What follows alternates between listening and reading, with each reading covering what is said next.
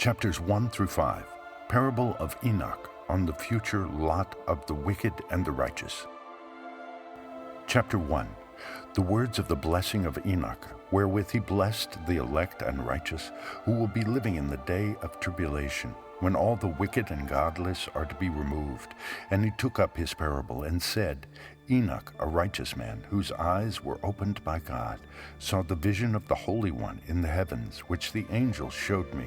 And from them I heard everything, and from them I understood as I saw, but not for this generation, but for a remote one, which is for to come.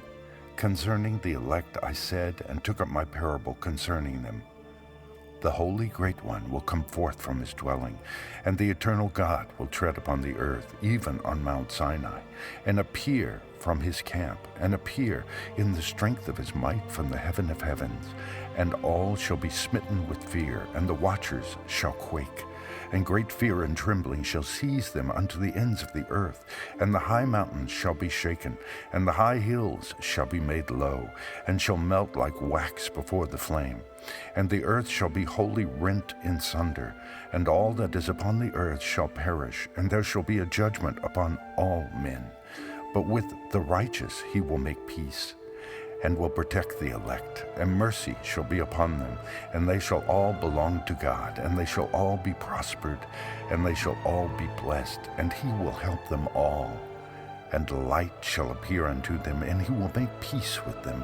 And behold, he cometh with 10,000s of his holy ones to execute judgment upon all, and to destroy all the ungodly, and to convict all flesh of all the works of their ungodliness which they have ungodly committed, and of all the hard things which ungodly sinners have spoken against him.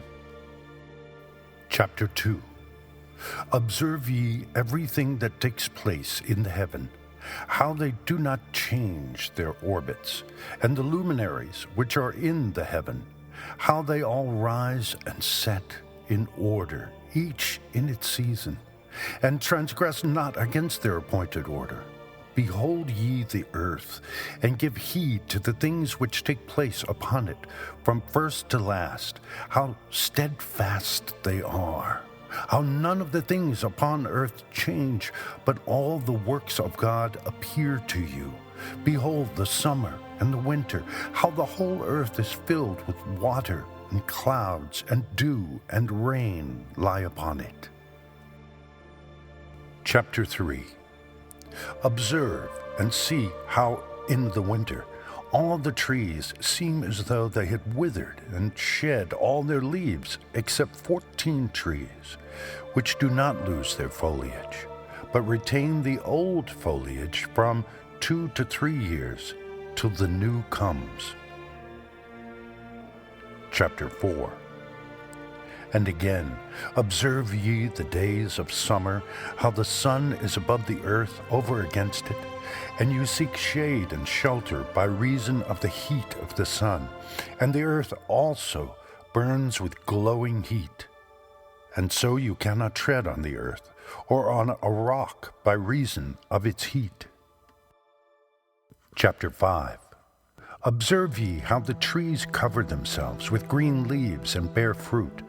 Wherefore give ye heed, and know with regard to all his works, and recognize how he that liveth forever hath made them so. And all his works go on thus from year to year forever. And all the tasks which they accomplish for him, and their task change not, but according as God hath ordained, so is it done.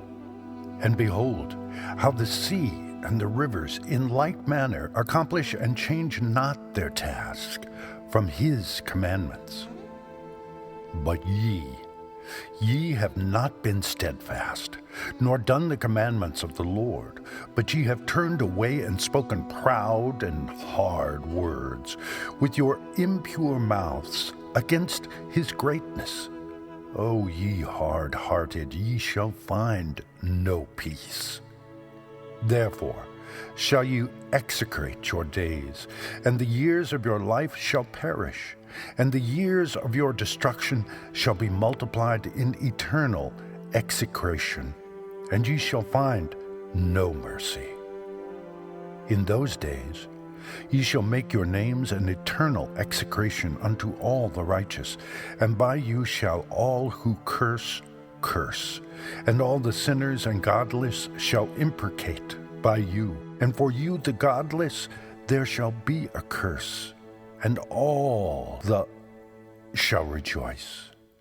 And there shall be forgiveness of sins, and every mercy and peace and forbearance. There shall be salvation unto them a goodly light. And for all of you sinners there shall be no salvation. But on you all shall abide a curse.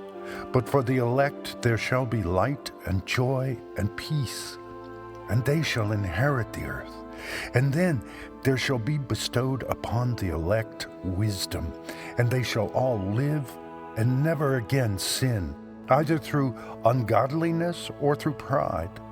But they who are wise shall be humble, and they shall not again transgress, nor shall they sin all the days of their life, nor shall they die of the divine anger or wrath. But they shall complete the number of the days of their life, and their lives shall be increased in peace, and the years of their joy shall be multiplied in eternal gladness and peace all the days of their life. We appreciate you being here.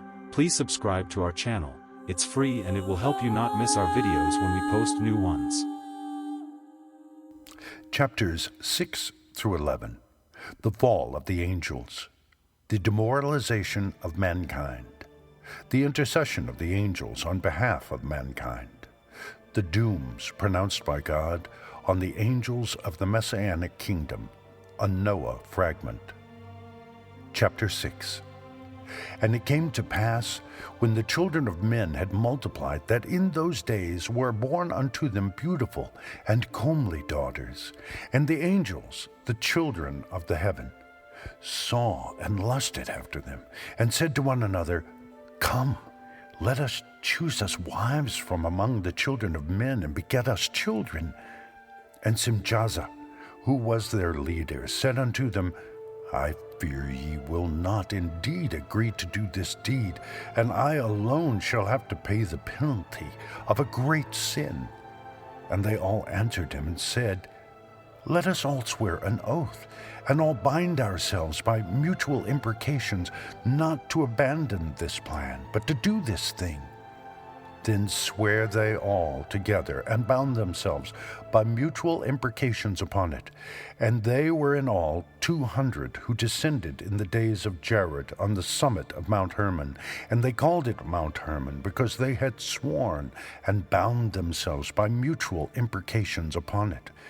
And these are the names of their leaders: Simeazaz, the leader, Arakiba, Ramil, Kukabiel, Tamiel, Ramiel, Danel, Ezekiel, Barakijal, Asail, Aramaros, Bataril, Ananil, Zakil, Samaspil, Satarel, Turel, Jomjail, Seriel. These are their chiefs of tens. Chapter 7. And all the others together with them took unto themselves wives, and each chose for himself one. And they began to go in unto them, and to defile themselves with them. And they taught them charms and enchantments, and the cutting of roots, and made them acquainted with plants. And they became pregnant, and they bare great giants, whose height was 3,000 eels, who consumed all the acquisitions of men. And when men could no longer sustain them, the giants turned against them, and devoured mankind. And they began to sin against birds and beasts, and reptiles and fish, and to devour one another's flesh, and drink the blood.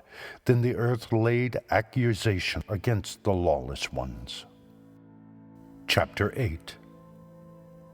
And Azazel, taught men to make swords and knives and shields and breastplates, and made known to them the metals of the earth and the art of working them, and bracelets and ornaments, and the use of antimony, and the beautifying of the eyelids, and all kinds of costly stones, and all coloring tinctures. And there arose much godlessness, and they committed fornication, and they were led astray, and became corrupt in all their ways.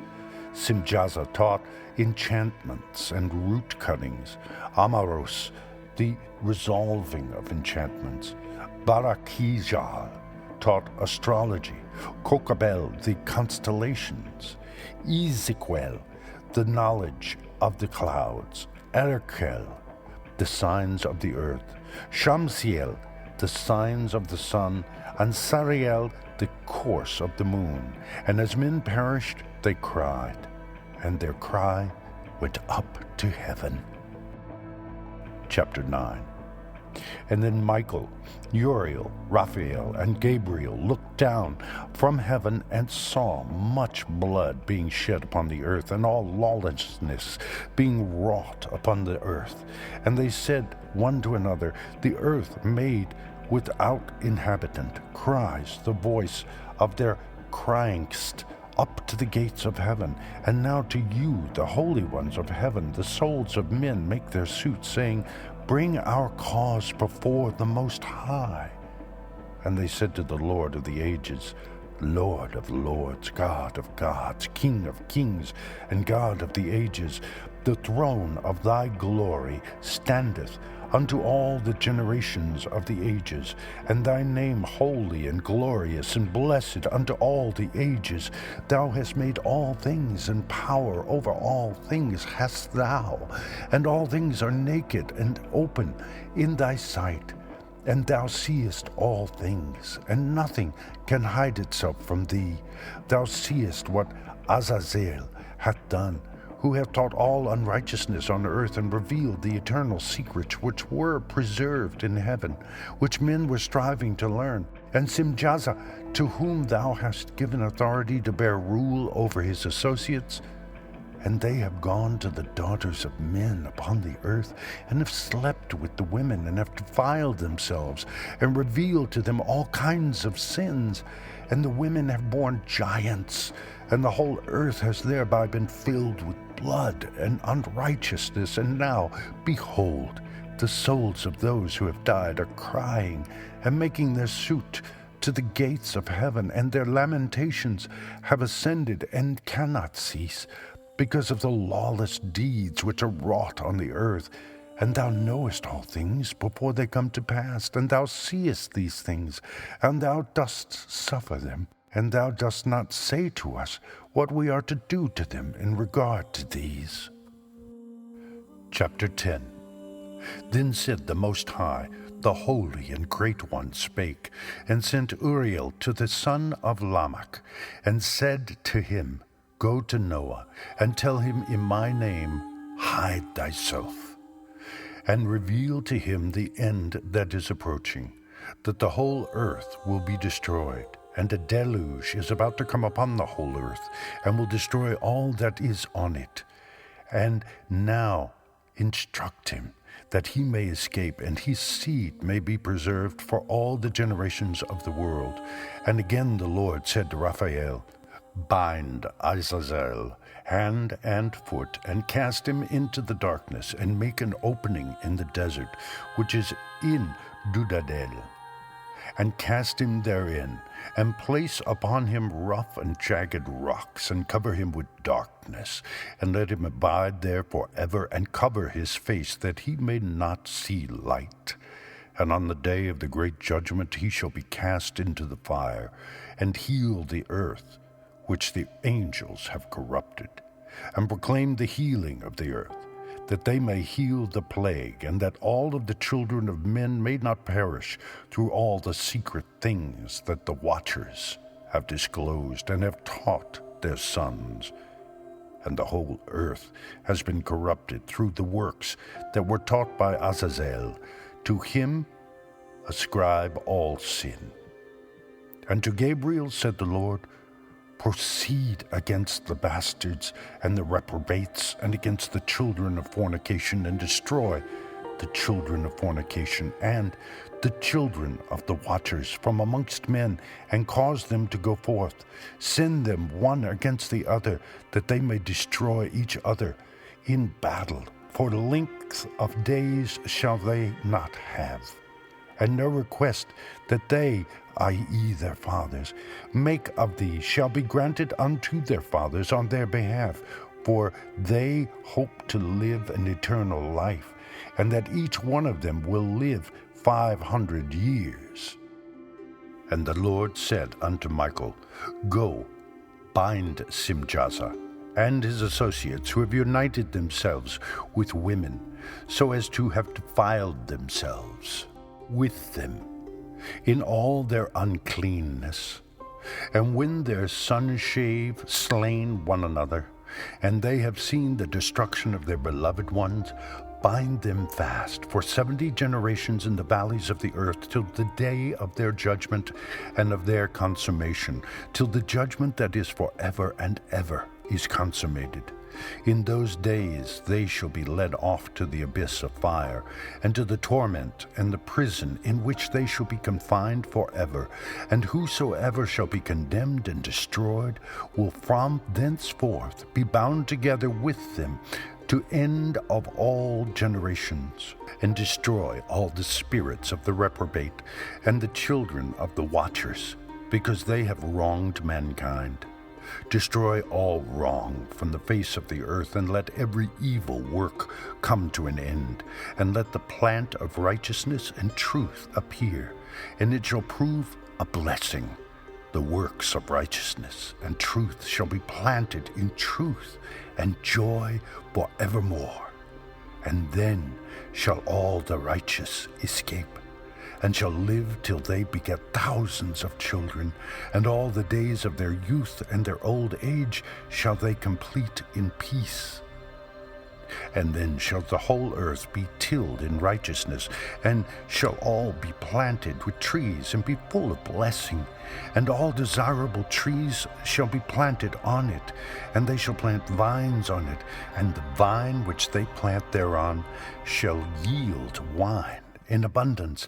And as for all the seed which is sown thereon, each measure of it shall bear 1,000, and each measure of olives shall yield 10 presses of oil.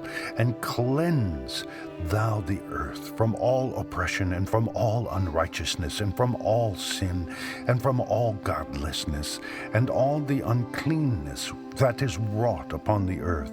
Destroy from off the earth. And all the children of men shall become righteous, and all nations shall offer adoration, and shall praise me, and all shall worship me.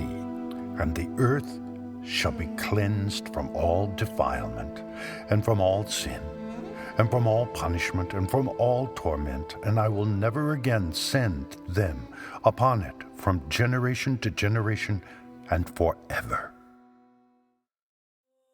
Chapter 11. And in those days I will open the store chambers of blessing, which are in the heaven, so as to send them down upon the earth over the work and labor of the children of men.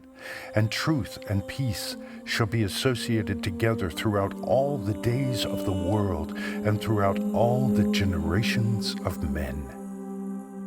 We appreciate you being here. Please subscribe to our channel. It's free, and it will help you not miss our videos when we post new ones. Chapters 12 through 16. Dream. Vision of Enoch, his intercession for Azazel, and the fallen angels, and his announcement of their first and final doom. Chapter 12. Before these things Enoch was hidden, and no one of the children of men knew where he was hidden, and where he abode, and what had become of him. And his activities had to do with the watchers, and his days were with the holy ones. And I, Enoch, was blessing the Lord of majesty and the King of the ages, and lo, the watchers called me, Enoch the scribe, and said to me, Enoch, Thou scribe of righteousness, go declare to the watchers of the heaven who have left the high heaven, the holy eternal place, and have defiled themselves with women, and have done as the children of earth do, and have taken unto themselves wives. Ye have wrought great destruction on the earth.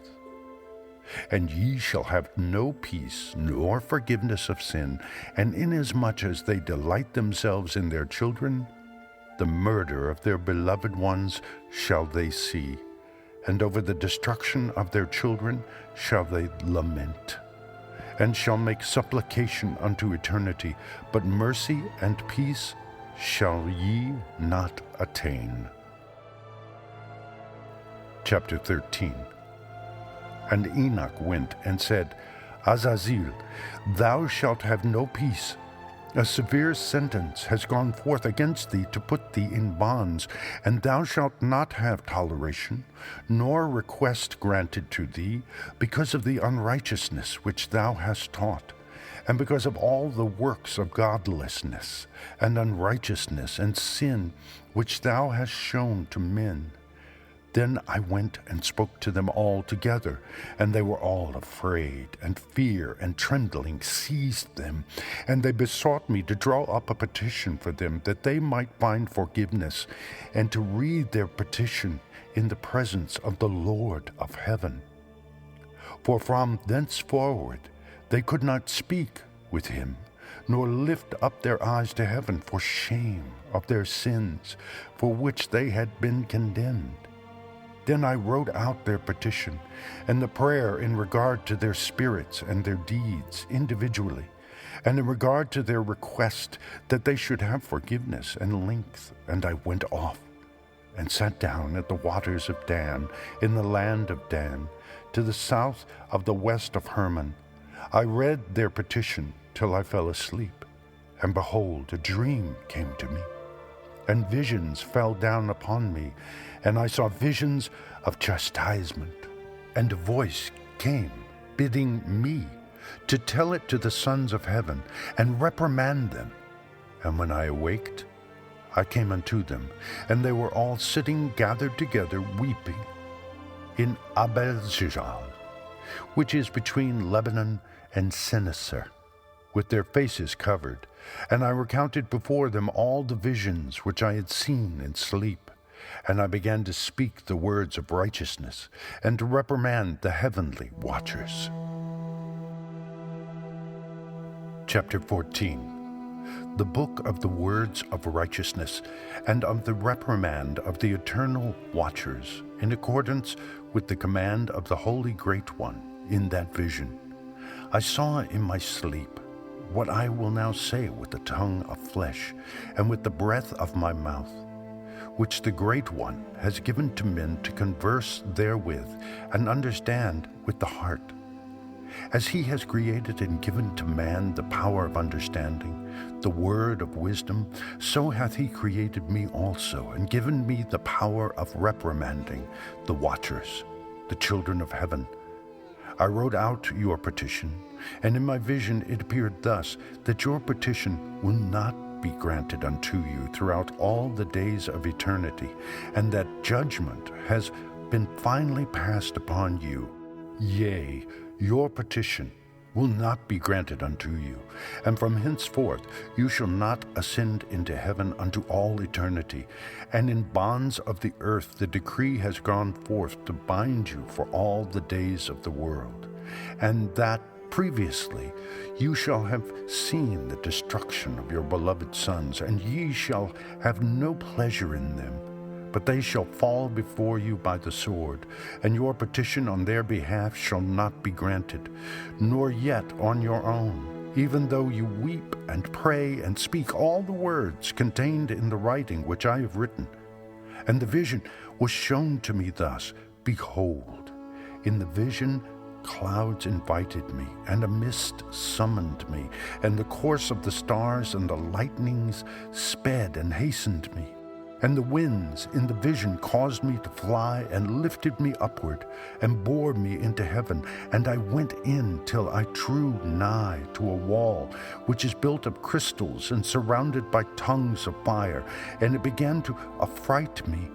And I went into the tongues of fire and drew nigh to a large house, which was built of crystals. And the walls of the house were like tessellated floor, made of crystals, and its groundwork was of crystal.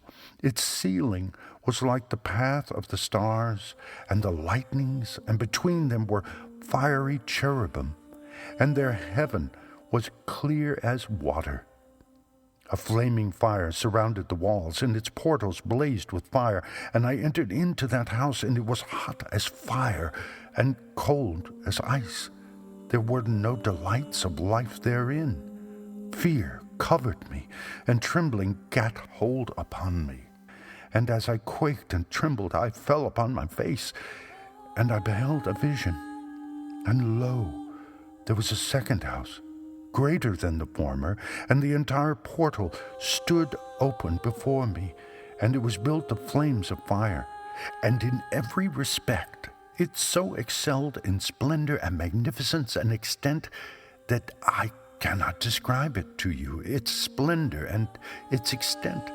And its floor was of fire, and above it were lightnings and the path of the stars, and its ceiling also was flaming fire. And I looked and saw therein a lofty throne. Its appearance was as crystal, and the wheels thereof as the shining sun. And there was the vision of cherubim, and from underneath the throne came streams of flaming fire, so that I could not look thereon. And the great glory sat thereon, and his raiment shone more brightly than the sun, and was whiter than any snow. None of the angels could enter, and could behold his face by reason of the magnificence and glory, and no flesh could behold him. The flaming fire was round about him, and a great fire stood before him, and none could draw nigh unto him. The flaming fire was round about him, and a great fire stood before him, and none around could draw nigh him. 10,000 times 10,000 stood before him, yet he needed no counselor. And the most holy ones who were nigh to him did not leave by night, nor depart from him. And until then I had been prostrate on my face, trembling. And the Lord called me with his own mouth, and said to me, Come hither, Enoch, and hear my word. And one of the holy ones came to me and waked me, and he made me rise up and approach the door, and I bowed my face downward. Chapter 15. And he answered and said to me, and I heard his voice, Fear not, Enoch, thou righteous man and scribe of righteousness. Approach hither and hear my voice, and go, say to the watchers of heaven, who have sent thee to intercede for them. You should intercede for men, and not men for you.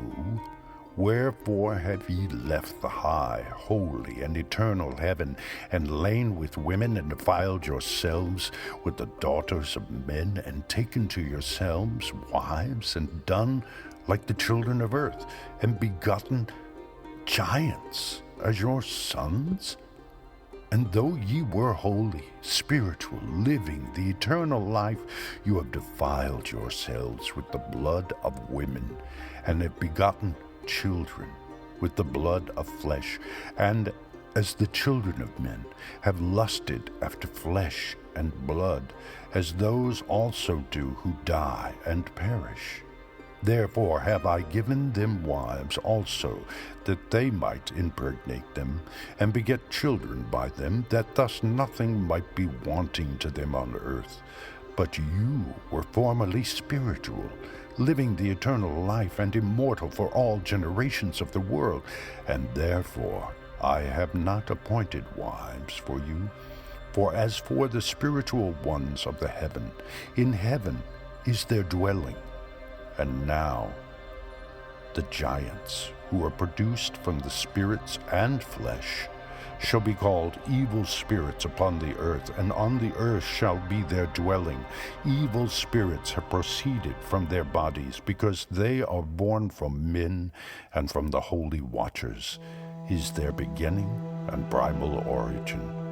They shall be evil spirits on earth, and evil spirits shall they be called.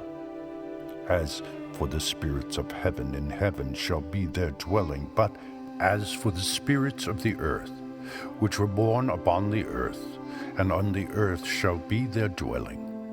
And the spirits of the giants afflict, oppress, destroy, attack, do battle, and work destruction on the earth, and cause trouble. They take no food, but nevertheless hunger and thirst, and cause offenses. And these spirits shall rise up against the children of men, and against the women, because they have proceeded from them. Chapter 16. From the days of the slaughter and destruction and death of the giants, from the souls of whose flesh the spirits, having gone forth, shall destroy without incurring judgment. Thus shall they destroy until the day of the consummation, the great judgment in which the age shall be consummated over the watchers and the godless, yea, shall be wholly consummated. And now as to the watchers, who have sent thee to intercede for them, who had been aforetime in heaven, say to them, You have been in heaven, but all the mysteries had not yet been revealed to you, and you knew worthless ones, and these in the hardness of your hearts you have made known to the women, and through these mysteries women and men work much evil on earth. Say to them, therefore, you have no peace. We appreciate you being here. Please subscribe to our channel. It's free and it will help you not miss our videos when we post new ones. Chapters 17 through 36. Enoch's journeys through the earth and Sheol. Chapter 17 through 19. The first journey. Chapter 17. And they took and brought me to a place in which those who were there were like flaming fire, and when they wished, they appeared as men. And they brought me to the place of darkness, into a mountain, the point of whose summit reached to heaven, and I saw the places of the luminaries, and the treasuries of the stars and the thunder, and in the uttermost depths, where were a fiery bow and arrows, and their quiver, and a fiery sword, and all the lightnings. And they took me to the living waters, and to the fire of the west, which receives every setting of the sun. And I came to a river of fire, in which the fire flows like water, and discharges itself into the great sea towards the west. I saw the great rivers, and came to the great river, and to the great darkness, and went to the place where no flesh walks. I saw the mountains of the darkness of winter, and the place whence all the waters of the deep flow. I saw the mouths of all the rivers of the earth, and the mouth of the deep. Chapter 18. I saw the treasuries of all the winds. I saw how he had furnished with them the whole creation, and the firm foundations of the earth. And I saw the cornerstone of the earth. I saw the four winds which bear the earth, and the firmament of the heaven. And I saw how the winds stretch out the vaults of heaven, and have their station between heaven and earth. These are the pillars of the heaven. I saw the winds of heaven, which turn and bring the circumference of the sun and all the stars to their setting. I saw the winds on the earth carrying the clouds. I saw the paths of the angels. I saw at the end of the earth the firmament of the heaven above. And I proceeded and saw a place which burns day and night, where there are 7 mountains of magnificent stones, 3 towards the east and 3 towards the south. And as for those towards the east, one was of colored stone, and one of pearl, and one of jacinth, and those toward the south of redstone. But the middle one reached to heaven like the throne of God, of alabaster, and the summit of the throne was of sapphire. And I saw a flaming fire. And beyond these mountains is a region, the end of the great earth. There the heavens were completed, and I saw a deep abyss, with columns of heavenly fire, and among them I saw columns of fire fall, which were beyond measure, alike towards the height and towards the depth. And beyond that abyss I saw a place which had no firmament of the heaven above, and no firmly founded earth beneath it. There was no water upon it, and no birds, but it was a waste and horrible place. I saw there 7 stars like great burning mountains, and to me, when I inquired regarding them, the angel said, "This place is the end of heaven and earth. This has become a prison for the stars and the host of heaven, and the stars which roll over the fire are they which have transgressed the commandment of the Lord in the beginning of their rising, because they did not come forth at their appointed times. And he was wroth with them, and bound them till the time when their guilt should be consummated, even for 10,000 years." Chapter 19. And Uriel said to me, "Here shall stand the angels who have connected themselves with women, and their spirits, assuming many different forms, are defiling mankind, and shall lead them astray into sacrificing to demons as gods. Here shall they stand, till the day of the great judgment, in which they shall be judged, till they are made an end of. And the women also of the angels who went astray shall become sirens. And I, Enoch, alone saw the vision, the ends of all things, and no man shall see as I have seen." Chapter 20. Names and functions of the 7 archangels. And these are the names of the holy angels who watch. Uriel, one of the holy angels who is over the world, and over Tartarus. Raphael, one of the holy angels who is over the spirits of men. Raguel, one of the holy angels who takes vengeance on the world of the luminaries. Michael, one of the holy angels, to wit, he that is set over the best part of mankind, and over chaos.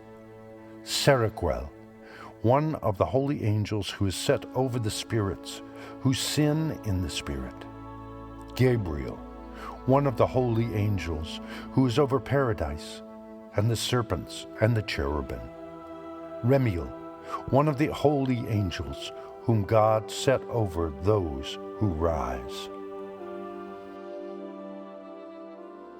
Chapter 21 to 36. The second journey of Enoch. Chapter 21. Preliminary and final place of punishment of the fallen angels. Stars. And I proceeded to where things were chaotic, and I saw there something horrible. I saw neither a heaven above nor a firmly founded earth, but a place chaotic and horrible. And there I saw 7 stars of the heaven bound together in it, like great mountains, and burning with fire. And then I said, "For what sin are they bound, and on what account have they been cast in hither?" Then said Uriel, one of the holy angels who was with me, and was chief over them, and said, "Enoch, why dost thou ask, and why art thou eager for the truth? These are of the number of the stars of heaven, which have transgressed the commandment of the Lord, and are bound here till 10,000 years. The time entailed by their sins are consummated." And from thence I went to another place, which was still more horrible than the former, and I saw a horrible thing, a great fire there, which burnt and blazed, and the place was cleft as far as the abyss, being full of great descending columns of fire. Neither its extent or magnitude could I see, nor could I conjecture. Then I said, how fearful is the place, and how terrible to look upon. Then Uriel answered me, one of the holy angels who was with me, and said unto me, Enoch, why hast thou such fear and affright? And I answered, because of this fearful place, and because of the spectacle of the pain. And he said unto me, this place is the prison of the angels, and here they will be imprisoned forever.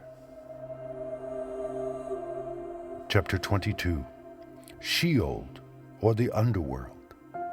And thence I went to another place, and he mountain and of hard rock, and there was in it 4 hollow places, deep and wide, very smooth. How smooth are the hollow places, and deep and dark to look at. Then Raphael answered, one of the holy angels who was with me, and said unto me, these hollow places have been created for this very purpose, that the spirits of the souls of the dead should assemble therein. Yea, that all the souls of the children of men should assemble here. And these places have been made to receive them till the day of their judgment, and till their appointed period, till the period appointed, till the great judgment comes upon them. I saw the spirit of a dead man making suit, and his voice went forth to the heaven, and made suit. And I asked Raphael, the angel who was with me, I said unto him, this spirit which maketh suit, whose is it? Whose voice goeth forth and maketh suit to heaven? And he answered me, saying, this is the spirit which went forth from Abel, whom his brother Cain slew. And he makes his suit against him, till his seed is destroyed from the face of the earth, and his seed is annihilated from amongst the seed of men. Then I ask regarding it, and regarding all the hollow places, why is one separated from the other? And he answered me, and said unto me, these 3 have been made, that the spirits of the dead might be separated. And such a division has been made for the spirits of the righteous, in which there is the bright spring of water.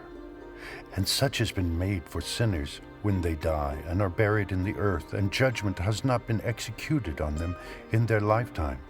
Here their spirits shall be set apart in this great pain, till the great day of judgment and punishment and torment of those who curse forever, and retribution for their spirits.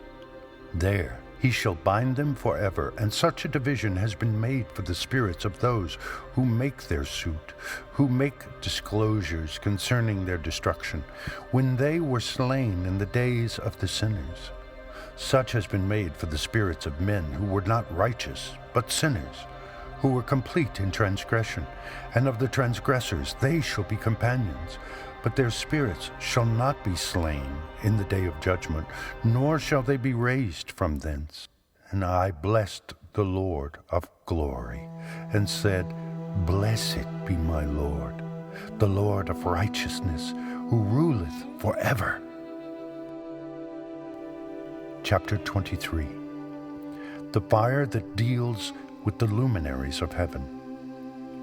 From thence I went to another place, to the west of the ends of the earth, and I saw a burning fire which ran without resting, and paused not from its course day or night, but ran regularly. And I asked, saying, what is this which rests not?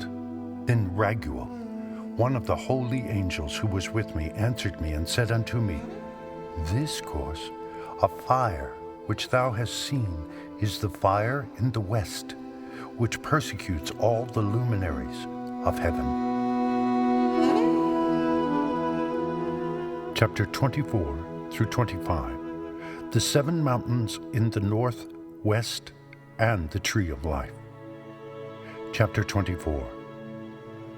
And from thence I went to another place of the earth, and he showed me a mountain range of fire, which burnt day and night.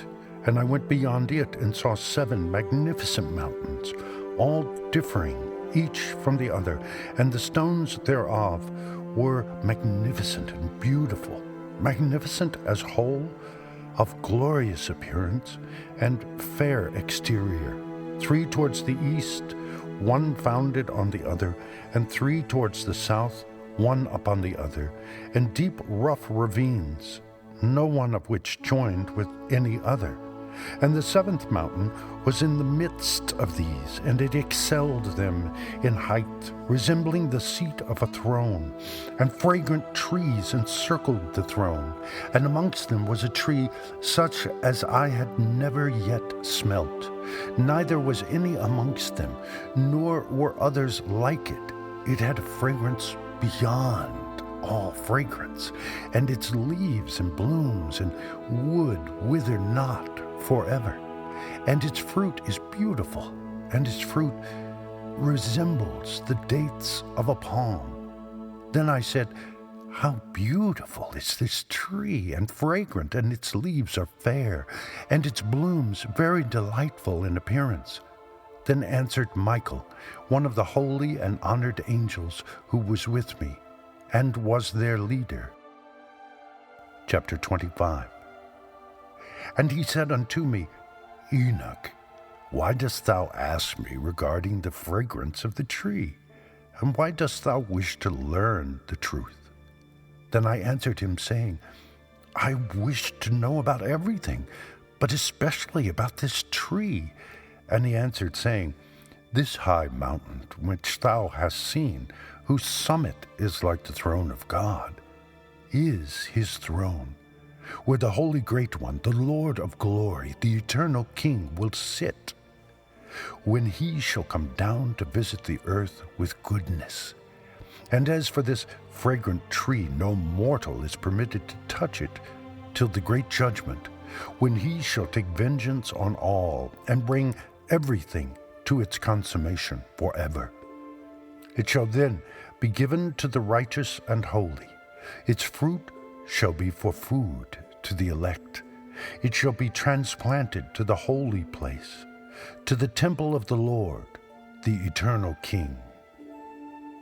Then shall they rejoice with joy and be glad, and into the holy place shall they enter, and its fragrance shall be in their bones, and they shall live a long life on earth, such as their fathers lived, and in their days shall no sorrow or plague or torment or calamity touch them. Then blessed I the God of glory, the eternal King, who hath prepared such things for the righteous, and hath created them and promised to give them. Chapter 26. Jerusalem and the mountains, ravines and streams.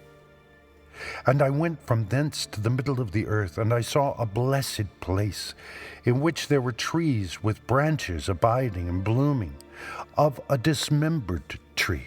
And there I saw a holy mountain, and underneath the mountain to the east there was a stream, and it flowed towards the south. And I saw towards the east another mountain, higher than this, and between them a deep and narrow ravine. In it also ran a stream underneath the mountain, and to the west thereof there was another mountain lower than the former, and of small elevation, and a ravine deep and dry between them. And another deep and dry ravine was at the extremities of the 3 mountains, and all the ravines were deep, ran, narrow, being formed of hard rock, and trees were not planted upon them. And I marveled at the rocks, and I marveled at the ravine. Yea, I marveled very much. Chapter 27. The purpose of the Accursed Valley. Then said I, For what object is this blessed land, which is entirely filled with trees, and this accursed valley between? Then Uriel, one of the holy angels who was with me, answered and said, This accursed valley is for those who are accursed forever. Here shall all the accursed be gathered together, who utter with their lips against the Lord unseemly words, and of his glory speak hard things. Here shall they be gathered together, and here shall be their place of judgment. In the last days there shall be upon them the spectacle of righteous judgment, in the presence of the righteous forever. Here shall the merciful bless the Lord of glory. the eternal King. In the days of judgment over the former, they shall bless him for the mercy in accordance with which he has assigned them their lot. Then I blessed the Lord of glory, and set forth his glory, and lauded him gloriously. Chapter 28 through 33. Further journey to the east. Chapter 28. And thence I went towards the east, into the midst of the mountain range, of the desert, and I saw a wilderness, and it was solitary, full of trees and plants, and water gushed forth from above, rushing like a copious watercourse, which flowed towards the northwest. It caused clouds and dew to ascend on every side. Chapter 29. And thence I went to another place in the desert, and approached to the east of this mountain range, and there I saw aromatic trees, exhaling the fragrance of frankincense and myrrh, and the trees also were similar to the almond tree. Chapter 30. And beyond these I went afar to the east, and I saw another place, a valley full of water, and therein there was a tree, the color of fragrant trees, such as the mastic. And on the sides of those valleys I saw fragrant cinnamon, and beyond these I proceeded to the east. Chapter 31. And I saw other mountains, and amongst them were groves of trees, and there flowed forth from them nectar, which is named Sarara and Galbanum.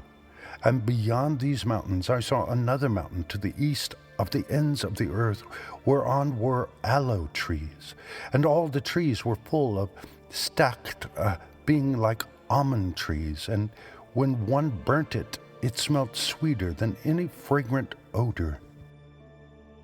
Chapter 32. And after these fragrant odors, as I looked toward the north over the mountains, I saw 7 mountains full of choice nard and fragrant trees and cinnamon and pepper, and thence I went over the summits of all these mountains far towards the east of the earth, and passed above the Erythraean Sea, and went far from it, and passed over the angel Zotiel. And I came to the garden of righteousness, I, and from afar off trees more numerous than I, these trees, and great 2 trees there, very great, beautiful, and glorious, and magnificent, and the tree of knowledge, whose holy fruit they eat, and know great wisdom. That tree is in height like the fir, and its leaves are like those of the carob tree, and its fruit is like the clusters of the vine, very beautiful, and the fragrance of the tree penetrates afar. And then I said, how beautiful is the tree, and how attractive is its look. Then Raphael, the holy angel who was with me, answered me and said, this is the tree of wisdom, of which thy father old in years, and thy aged mother, who were before thee, have eaten. And they learnt wisdom, and their eyes were opened, and they knew that they were naked, and they were driven out of the garden. Chapter 33. And from thence I went to the ends of the earth, and saw their great beast, and each differed from the other. And I saw birds, all differing in appearance and beauty and voice, the one differing from the other. And to the east of those beasts I saw the ends of the earth, whereon the heaven rests, and the portals of the heaven open. And I saw how the stars of heaven come forth, and I counted the portals out of which they proceed, and wrote down all their outlets, of each individual star by itself, according to their number and their names, their courses and their positions, and their times and their months, as Uriel, the holy angel who was with me, showed me. He showed all things to me and wrote them down for me. Also their names he wrote for me, and their laws and their companies. Chapter 34 through 35. Enoch's journey to the north. Chapter 34. And from thence I went towards the north, to the ends of the earth, and there I saw a great and glorious device at the ends of the whole earth. And here I saw 3 portals of heaven open in the heaven. Through each of them proceed north winds. When they blow, there is cold, hail, frost, snow, dew, and rain. And out of one portal they blow for good.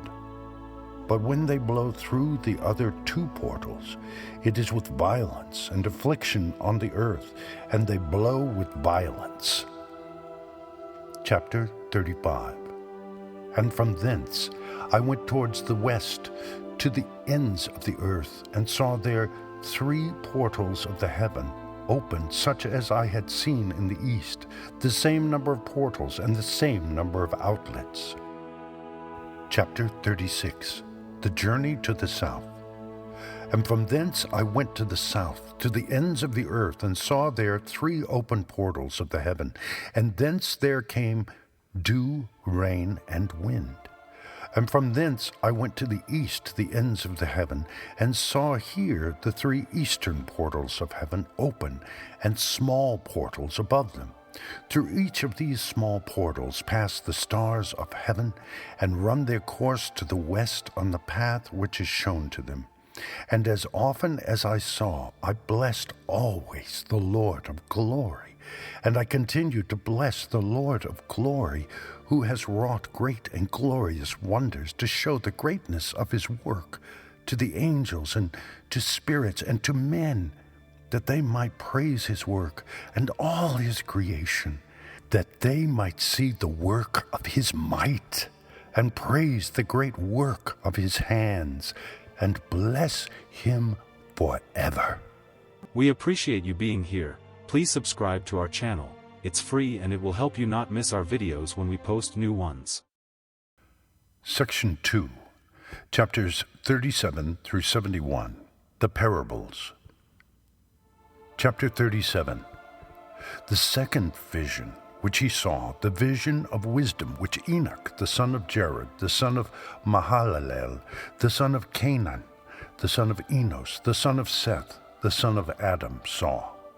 And this is the beginning of the words of wisdom, which I lifted up my voice to speak and say to those which dwell on earth, Hear ye, men of old time, and see, ye that come after, the words of the Holy One, which I will speak before the Lord of spirits.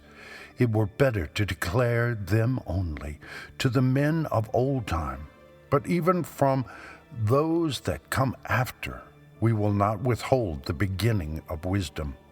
Till the present day, such wisdom has never been given by the Lord of spirits, as I have received according to my insight, according to the good pleasure of the Lord of spirits, by whom the lot of eternal life has been given to me. Now 3 parables were imparted to me, and I lifted up my voice and recounted them to those that dwell on the earth. Chapters 38 through 44, the first parable. Chapter 38. The coming judgment of the wicked. The first parable. When the congregation of the righteous shall appear, and sinners shall be judged for their sins, and shall be driven from the face of the earth, and when the righteous one shall appear before the eyes of the righteous, whose elect works hang upon the Lord of spirits, and light shall appear to the righteous and the elect who dwell on the earth. Where then will be the dwelling of the sinners, and where the resting place of those who have denied the Lord of spirits? It had been good for them if they had not been born. When the secrets of the righteous shall be revealed, and the sinners judged, and the godless driven from the presence of the righteous and elect. From that time, those that possess the earth shall no longer be powerful and exalted, and they shall not be able to behold the face of the holy. For the Lord of spirits has caused his light to appear on the face of the holy, righteous, and elect. Then shall the kings and the mighty perish, and be given into the hands of the righteous and holy.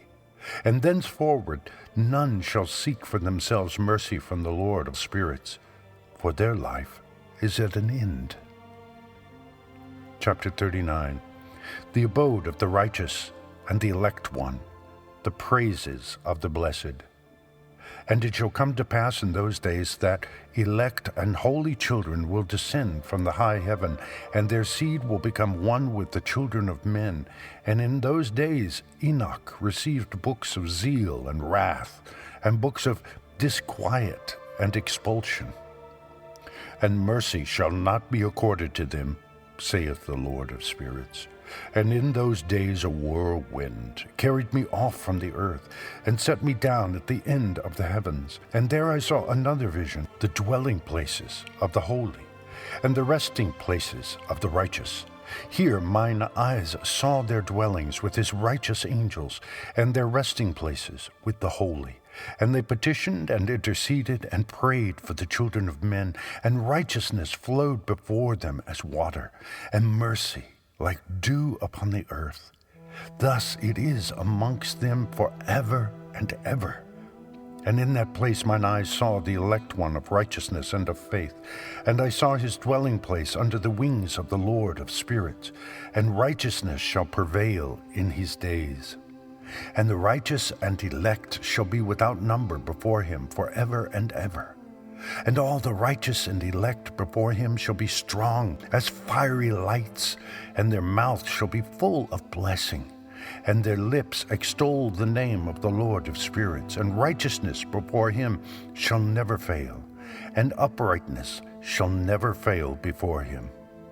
There I wished to dwell, and my spirit longed for that dwelling place, and there heretofore hath been my portion. For has it been established concerning me before the Lord of spirits? In those days I praised and extolled the name of the Lord of spirits with blessings and praises, because he hath destined me for blessing and glory according to the good pleasure of the Lord of spirits. For a long time my eyes regarded that place, and I blessed him and praised him, saying, Blessed is he, and may he be blessed from the beginning and forevermore. And before him there is no ceasing. He knows before the world was created what is forever, and what will be from generation unto generation. Those who sleep not bless thee. They stand before thy glory and bless, praise, and extol, saying, Holy, holy, holy is the Lord of spirits. He filleth the earth with spirits. And here my eyes saw all those who sleep not. They stand before him and bless and say, Blessed be thou, and blessed be the name of the Lord forever and ever. And my face was changed, for I could no longer behold. Chapter 40 through 41, 2. The four archangels. Chapter 40. And after that I saw thousands of thousands, and 10,000 times 10,000. I saw a multitude beyond number and reckoning, who stood before the Lord of spirits. And on the four sides of the Lord of spirits I saw four presences, different from those that sleep not. And I learnt their names, for the angel that went with me made known to me their names, and showed me all the hidden things. And I heard the voices of those four presences as they uttered praises before the Lord of glory. The first voice blesses the Lord of spirits forever and ever. And the second voice I heard blessing the elect one, and the elect ones who hang upon the Lord of spirits. And the third voice I heard pray and intercede for those who dwell on the earth, and supplicate in the name of the Lord of spirits. And I heard the fourth voice fending off the Satans, and forbidding them to come before the Lord of spirits, to accuse them who dwell on the earth. After that I asked the angel of peace who went with me, who showed me everything that is hidden. Who are these four presences which I have seen, and whose words I have heard and written down? And he said to me, This first is Michael, the merciful and long-suffering, and the second, who is set over all the diseases and all the wounds of the children of men, is Raphael. And the third, who is set over all the powers, is Gabriel. And the fourth, who is set over the repentance unto hope of those who inherit eternal life, is named Phanuel. And these are the four angels of the Lord of spirits, and the 4 voices I heard in those days. Chapter 41, 3 through 9, Astronomical Secrets. Chapter 41. And after that I saw all the secrets of the heavens, and how the kingdom is divided, and how the actions of men are weighed in the balance. And there I saw the mansions of the elect, and the mansions of the holy, and mine eyes saw there all the sinners being driven from thence, which deny the name of the Lord of spirits, and being dragged off. And they could not abide because of the punishment which proceeds from the Lord of spirits. And there mine eyes saw the secrets of the lightning, and of the thunder, and the secrets of the winds, how they are divided to blow over the earth, and the secrets of the clouds and dew. And there I saw from whence they proceed in that place, and from whence they saturate the dusty earth. And there I saw closed chambers, out of which the winds are divided, the chamber of the hail and winds, the chamber of the mist, and of the clouds, and the cloud thereof hovers over the earth from the beginning of the world. And I saw the chambers of the sun and moon, whence they proceed and whither they come again, and their glorious return, and how one is superior to the other, and their stately orbit, and how they do not leave their orbit, and they add nothing to their orbit, and they take nothing from it. And they keep faith with each other in accordance with the oath by which they are bound together. And first the sun goes forth and traverses his path according to the commandment of the Lord of spirits, and mighty is his name forever and ever. And after that I saw the hidden and the visible path of the moon, and she accomplishes the course of her path in that place by day and by night, the one holding a position opposite to the other before the Lord of spirits. And give thanks and praise, and rest not, for unto them is their thanksgiving rest. For the sun changes oft for a blessing or a curse, and the course of the path of the moon is light to the righteous, and darkness to the sinners in the name of the Lord, who made a separation between the light and the darkness, and divided the spirits of men, and strengthened the spirits of the righteous in the name of his righteousness. For no angel hinders, and no power is able to hinder, for he appoints a judge for them all, and he judges them all before him. Chapter 42. The dwelling places of wisdom and of unrighteousness. Wisdom found no place where she might dwell. Then a dwelling place was assigned her in the heavens. Wisdom went forth to make her dwelling among the children of men, and found no dwelling place. Wisdom returned to her place, and took her seat among the angels. And unrighteousness went forth from her chambers, whom she sought not she found, and dwelt with them, as rain in a desert, and dew on a thirsty land. Chapter 43 through 44, Astronomical Secrets.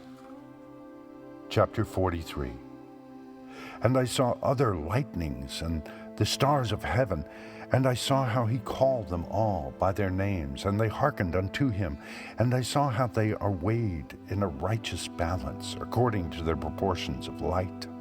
I saw the width of their spaces, and the day of their appearing, and how their revolution produces lightning.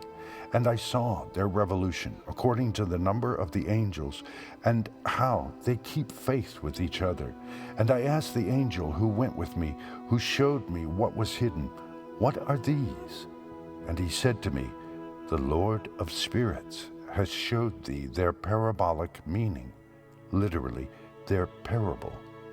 These are the names of the holy, who dwell on the earth and believe in the name of the Lord of spirits forever and ever.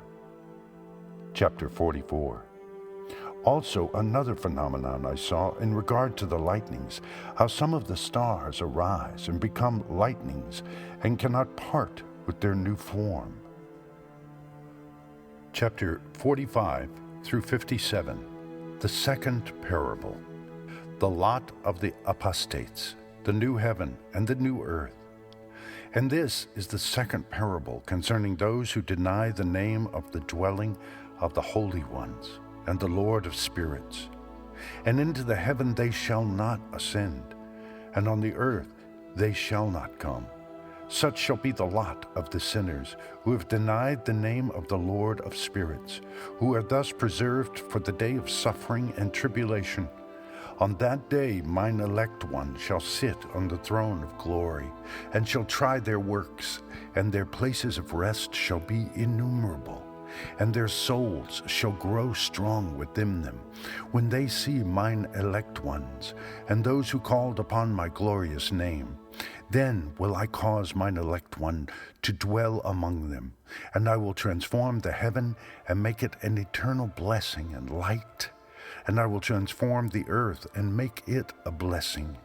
And I will cause mine elect ones to dwell upon it, but the sinners and evildoers shall not set foot thereon. For I have provided and satisfied with peace my righteous ones, and have caused them to dwell before me. But for the sinners there is judgment impending with me, so that I shall destroy them from the face of the earth.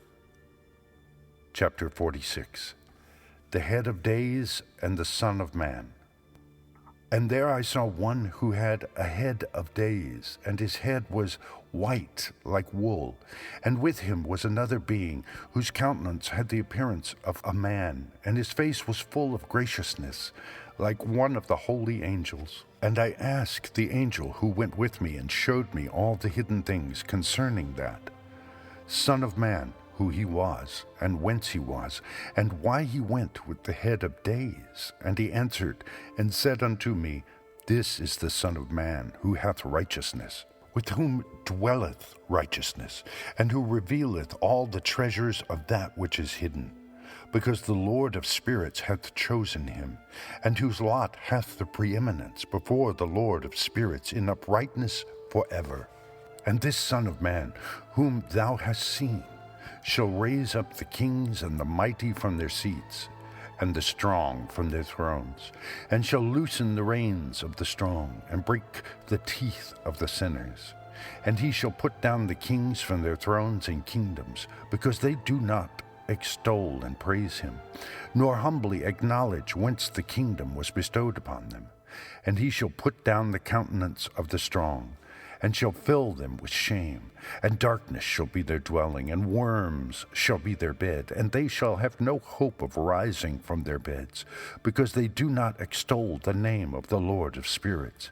And these are they who judge the stars of heaven, and raise their hands against the Most High, and tread upon the earth and dwell upon it, and all their deeds manifest unrighteousness, and their power rests upon their riches, and their faith is in the gods which they have made with their hands, and they deny the name of the Lord of spirits, and they persecute the houses of his congregations, and the faithful who hang upon the name of the Lord of spirits. Chapter 47. The prayer of the righteous for vengeance, and their joy at its coming. And in those days shall have ascended the prayer of the righteous, and the blood of the righteous from the earth before the Lord of spirits. In those days the holy ones who dwell above in the heavens shall unite with one voice, and supplicate and pray and praise, and give thanks and bless the name of the Lord of spirits on behalf of the blood of the righteous which has been shed, and that the prayer of the righteous may not be in vain before the Lord of spirits, that judgment may be done unto them, and that they may not have to suffer forever. In those days I saw the head of days, when he seated himself upon the throne of his glory, and the books of the living were opened before him. And all his host, which is in heaven above, and his counselors stood before him, and the hearts of the holy were filled with joy, because the number of the righteous had been offered, and the prayer of the righteous had been heard, and the blood of the righteous been required before the Lord of spirits. Chapter 48. The fount of righteousness, the Son of Man, the stay of the righteous, judgment of the kings and the mighty. And in that place I saw the fountain of righteousness, which was inexhaustible, and around it were many fountains of wisdom, and all the thirsty drank of them, and were filled with wisdom, and their dwellings were the righteous, and holy, and elect. And at that hour that Son of Man was named in the presence of the Lord of spirits, and his name before the head of days. Yea, before the sun and the signs were created, before the stars of the heaven were made, his name was named before the Lord of spirits. He shall be a staff to the righteous, whereon to stay themselves and not fall. And he shall be the light of the Gentiles, and the hope of those who are troubled of heart. All who dwell on earth shall fall down and worship before him, and will praise and bless and celebrate with song the Lord of spirits. And for this reason hath he been chosen and hidden before him, before the creation of the world and forevermore. And the wisdom of the Lord of spirits hath revealed him to the holy and righteous, for he hath preserved the lot of the righteous.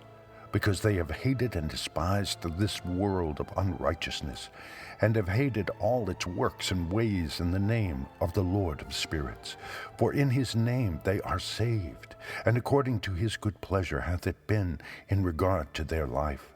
In these days, downcast in countenance, shall the kings of the earth have become, and the strong who possess the land because of the works of their hands. For on the day of their anguish and affliction they shall not be able to save themselves. And I will give them over into the hands of mine elect, as straw in the fire, so shall they burn before the face of the holy. As lead in the water shall they sink before the face of the righteous, and no trace of them shall any more be found. And on the day of their affliction there shall be rest on the earth, and before them they shall fall and not rise again, and there shall be no one to take them with his hands and raise them. For they have denied the Lord of spirits and his anointed. The name of the Lord of spirits be blessed. Chapter 49. The power and wisdom of the elect one. For wisdom is poured out like water, and glory faileth not before him for evermore. For he is mighty in all the secrets of righteousness, and unrighteousness shall disappear as a shadow, and have no continuance. Because the elect one standeth before the Lord of spirits, and his glory is for ever and ever, and his might unto all generations. And in him dwells the spirit of wisdom, and the spirit which gives insight, and the spirit of understanding and of might, and the spirit of those who have fallen asleep in righteousness. And he shall judge the secret things, and none shall be able to utter a lying word before him, for he is the elect one, before the Lord of spirits, according to his good pleasure. Chapter 50. The glorification and victory of the righteous, the repentance of the Gentiles. And in those days a change shall take place for the holy and elect, and the light of days shall abide upon them, and glory and honor shall turn to the holy, on the day of affliction on which evil shall have been treasured up against the sinners. And the righteous shall be victorious in the name of the Lord of spirits, and he will cause the others to witness this, that they may repent and forego the works of their hands. They shall have no honor through the name of the Lord of spirits, yet through his name shall they be saved. And the Lord of spirits will have compassion on them, for his compassion is great, and he is righteous also in his judgment. And in the presence of his glory unrighteousness shall not maintain itself. At his judgment an unrepentant shall perish before him, and from henceforth I will have no mercy on them, saith the Lord of spirits. Chapter 51. The resurrection of the dead, and the separation by the judge of the righteous and the wicked. And in those days shall the earth also give back that which has been entrusted to it, and Sheol also shall give back that which it has received, and hell shall give back that which it owes. For in those days the elect one shall arise, and he shall choose the righteous and holy from among them. For the day has drawn nigh that they should be saved. And the elect one shall in those days sit on my throne, and his mouth shall pour forth all the secrets of wisdom and counsel. For the Lord of spirits hath given them to him, and hath glorified him. And in those days shall the mountains leap like rams, and the hills also shall skip like lambs, satisfied with milk. And the faces of all the angels in heaven shall be lighted up with joy, and the earth shall rejoice, and the righteous shall dwell upon it, and the elect shall walk thereon. Chapter 52. The 7 metal mountains and the elect one. And after those days, in that place where I had seen all the visions of that which is hidden, for I had been carried off in a whirlwind, and they had borne me toward the west. There mine eyes saw all the secret things of heaven that shall be, a mountain of iron, and a mountain of copper, and a mountain of silver, and a mountain of gold, and a mountain of soft metal, and a mountain of lead. And I asked the angel who went with me, saying, What things are these which I have seen in secret? And he said unto me, All these things which thou hast seen shall serve the dominion of his anointed, that he may be potent and mighty on the earth. And that angel of peace answered, saying unto me, Wait a little, and there shall be revealed unto thee all the secret things which surround the Lord of spirits.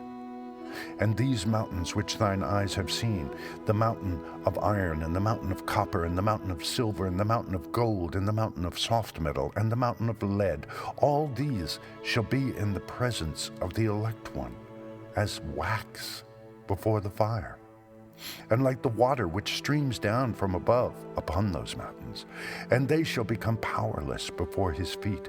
And it shall come to pass in those days that none shall be saved, either by gold or by silver, and none be able to escape. And there shall be no iron for war, nor shall one clothe oneself with a breastplate. Bronze shall be of no service, and tin shall be of no service, and shall not be esteemed, and lead shall not be desired. And all these things shall be denied and destroyed from the surface of the earth, when the elect one shall appear before the face of the Lord of spirits. Chapter 53 through 54. The valley of judgment, the angels of punishment, the communities of the elect one. Chapter 53. There mine eyes saw a deep valley with open mouths, and all who dwell on the earth and sea and islands shall bring to him gifts and presents and tokens of homage. But that deep valley shall not become full, and their hands commit lawless deeds, and the sinners devour all whom they lawlessly oppress. Yet the sinners shall be destroyed before the face of the Lord of spirits, and they shall be banished from off the face of his earth, and they shall perish forever and ever. For I saw all the angels of punishment abiding there, and preparing all the instruments of Satan. And I asked the angel of peace who went with me, For whom are they preparing these instruments? And he said unto me, They prepare these for the kings and the mighty of this earth, that they may thereby be destroyed. And after this the righteous and elect one shall cause the house of his congregation to appear. Henceforth they shall be no more hindered in the name of the Lord of spirits. And these mountains shall not stand as the earth before his righteousness, but the hills shall be as a fountain of water, and the righteous shall have rest from the oppression of sinners. Chapter 54. And I looked and turned to another part of the earth, and saw there a deep valley with burning fire. And they brought the kings and the mighty, and began to cast them into this deep valley. And there mine eyes saw how they made these their instruments, iron chains of immeasurable weight. And I asked the angel of peace who went with me, saying, For whom are these chains being prepared? And he said unto me, These are being prepared for the host of Azazel, so that they may take them and cast them into the abyss of complete condemnation, and they shall cover their jaws and rough stones, as the Lord of spirits commanded. And Michael And Gabriel and Raphael and Phanuel shall take hold of them on that great day and cast them on that day into the burning furnace, that the Lord of spirits may take vengeance on them for their unrighteousness, in becoming subject to Satan and leading astray those who dwell on the earth. Chapter 54, 7 through 55:2. A Noachic fragment on the first world judgment. And in those days shall punishment come from the Lord of spirits, and he will open all the chambers of waters which are above the heavens, and of the fountains which are beneath the earth. And all the waters shall be joined with the waters. That which is above the heavens is the masculine, and the water which is beneath the earth is the feminine. And they shall destroy all who dwell on the earth, and those who dwell under the ends of the heaven.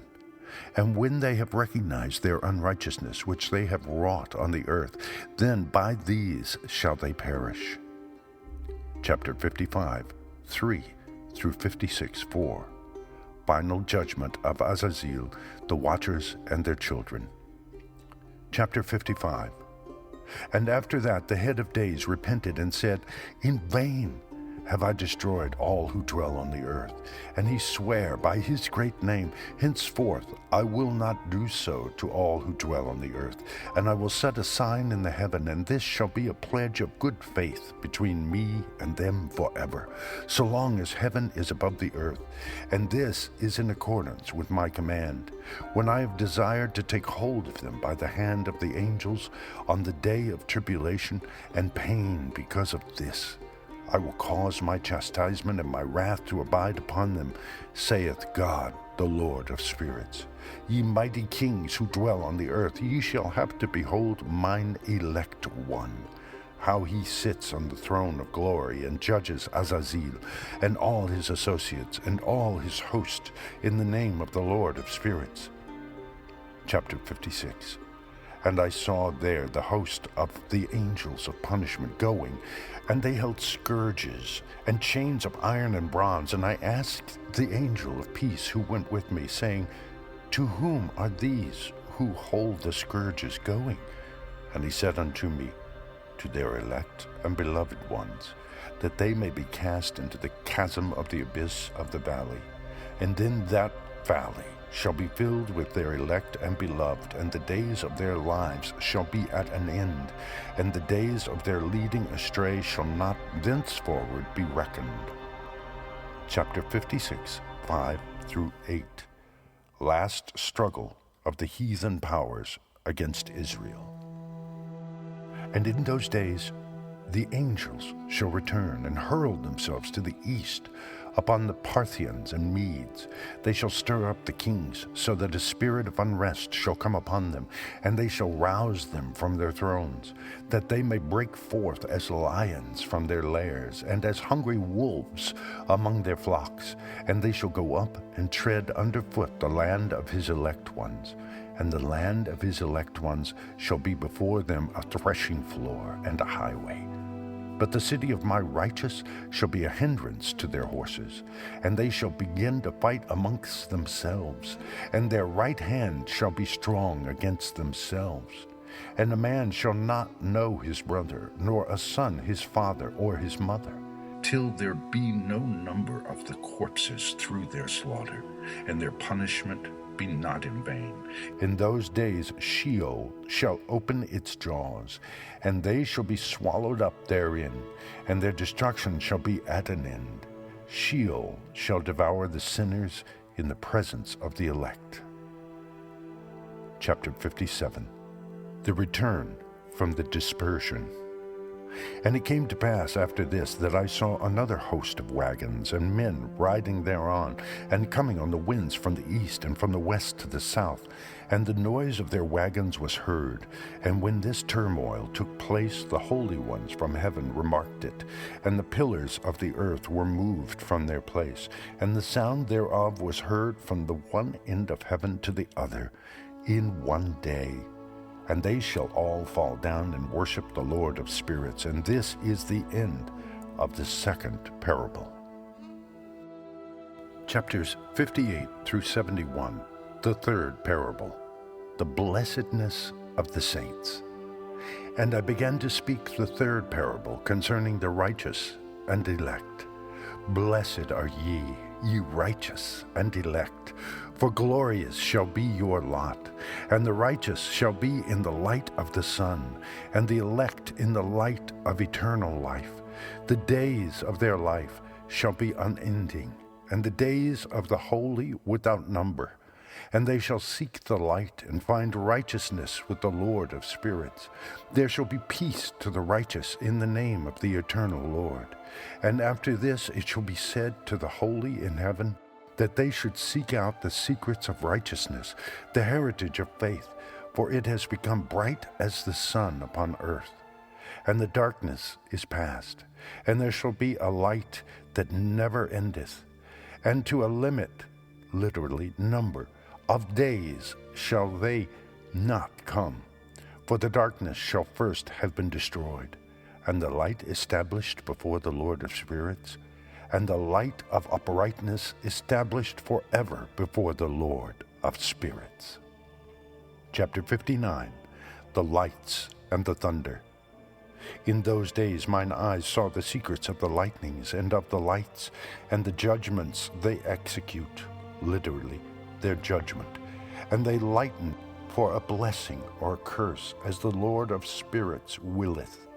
And there I saw the secrets of the thunder, and how when it resounds above in the heaven, and the sound thereof is heard, and he caused me to see the judgments executed on the earth, whether they be for well-being and blessing, or for a curse, according to the word of the Lord of spirits. And after that all the secrets of the lights and lightnings were shown to me, and they lightened for blessing and for satisfying. Book of Noah, a fragment. Chapter 60. Quaking of the heaven, Behemoth and Leviathan, the elements. In the year 500, in the 7th month, on the 14th day of the month, in the life of Enoch, in that parable I saw how a mighty quaking made the heaven of heavens to quake, and the host of the Most High, and the angels, 1,000 thousands, and 10,000 times 10,000, were disquieted with a great disquiet. And the head of days sat on the throne of his glory, and the angels and the righteous stood around him. And a great trembling seized me, and fear took hold of me, and my loins gave way, and dissolved were my reins, and I fell upon my face. And Michael sent another angel from among the holy ones, and he raised me up. And when he raised me up, my spirit returned, for I had not been able to endure the look of this host, and the commotion and the quaking of the heaven.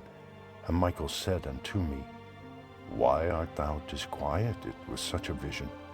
Until this day lasted the day of his mercy, and he hath been merciful and long-suffering towards those who dwell on the earth. And when the day and the power and the punishment and the judgment come, which the Lord of spirits hath prepared for those who worship not the righteous law, and for those who deny the righteous judgment, and for those who take his name in vain, that day is prepared.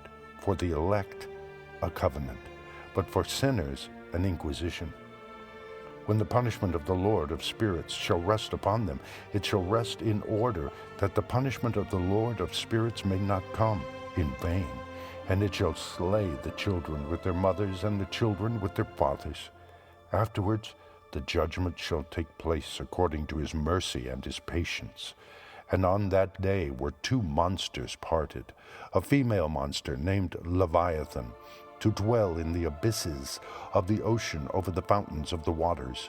But the male is named Behemoth, who occupied with his breast a waste of wilderness named Duodain, on the east of the garden, where the elect and righteous dwell, where my grandfather was taken up, the seventh from Adam, the first man whom the Lord of spirits created. And I besought the other angel that he should show me the might of those monsters, how they were parted on one day, and cast the one into the abysses of the sea, and the other unto the dry land of the wilderness. And he said to me, Thou son of man, herein thou dost seek to know what is hidden. And the other angel who went with me and showed me what was hidden told me what is first and last in the heaven, in the height, and beneath the earth, in the depth, and at the ends of the heaven, and on the foundation of the heaven, and the chambers of the winds, and how the winds are divided, and how they are weighed, and how the portals of the winds are reckoned, each according to the power of the wind, and the power of the lights of the moon, and according to the power that is fitting, and the divisions of the stars according to their names, and how all the divisions are divided, and the thunders according to the places where they fall, and all the divisions that are made among the lightnings, that it may lighten, and their host, that they may at once obey. For the thunder has places of rest, which are assigned to it, while it is waiting for its peal, and the thunder and lightning are inseparable, and although not one and undivided, they both go together through the Spirit and separate not.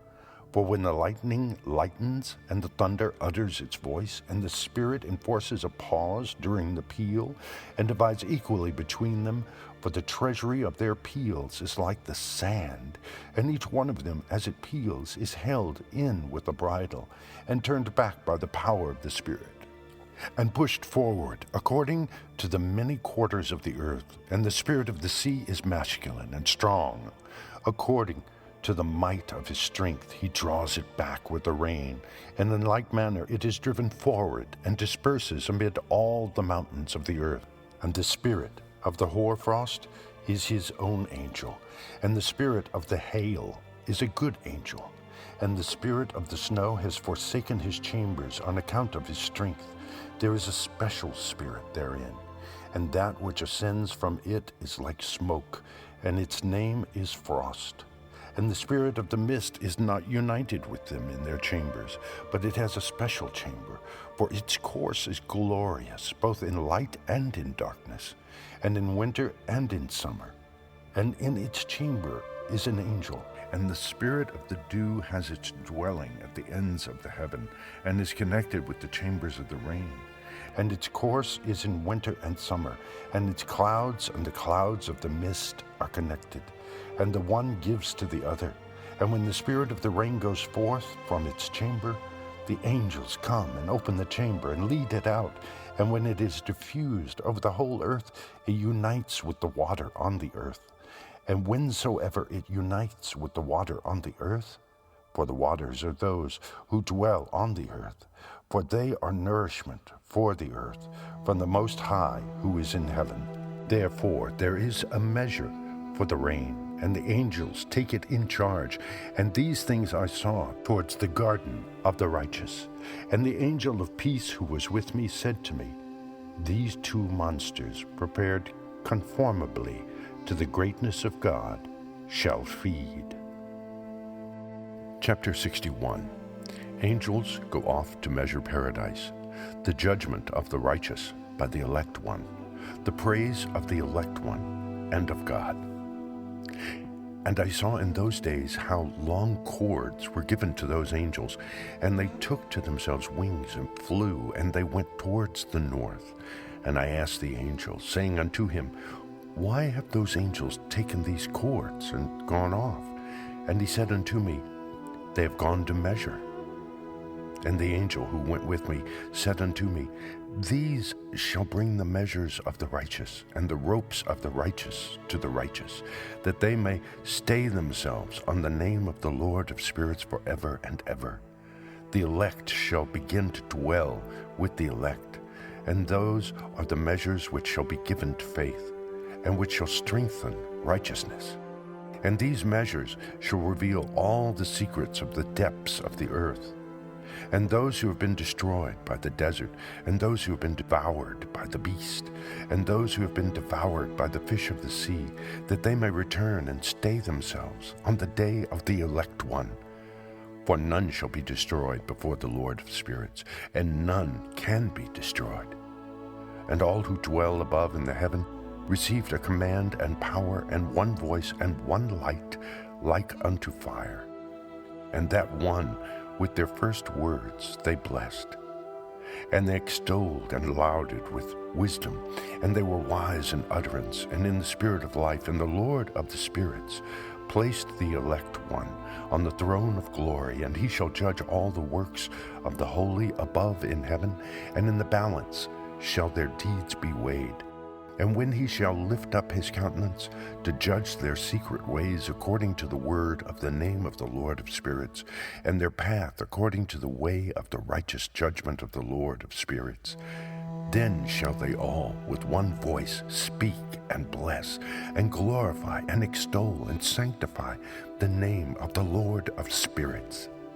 And he will summon all the host of the heavens, and all the holy ones above, and the host of God, the cherubic, seraphim, and ophanim, and all the angels of power, and all the angels of principalities, and the elect one, and the other powers on the earth, and over the water.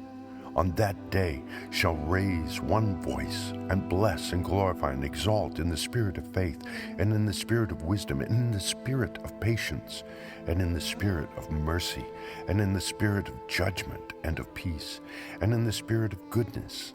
And shall all say with one voice, Blessed is he, and may the name of the Lord of spirits be blessed forever and ever. All who sleep not above in heaven shall bless him.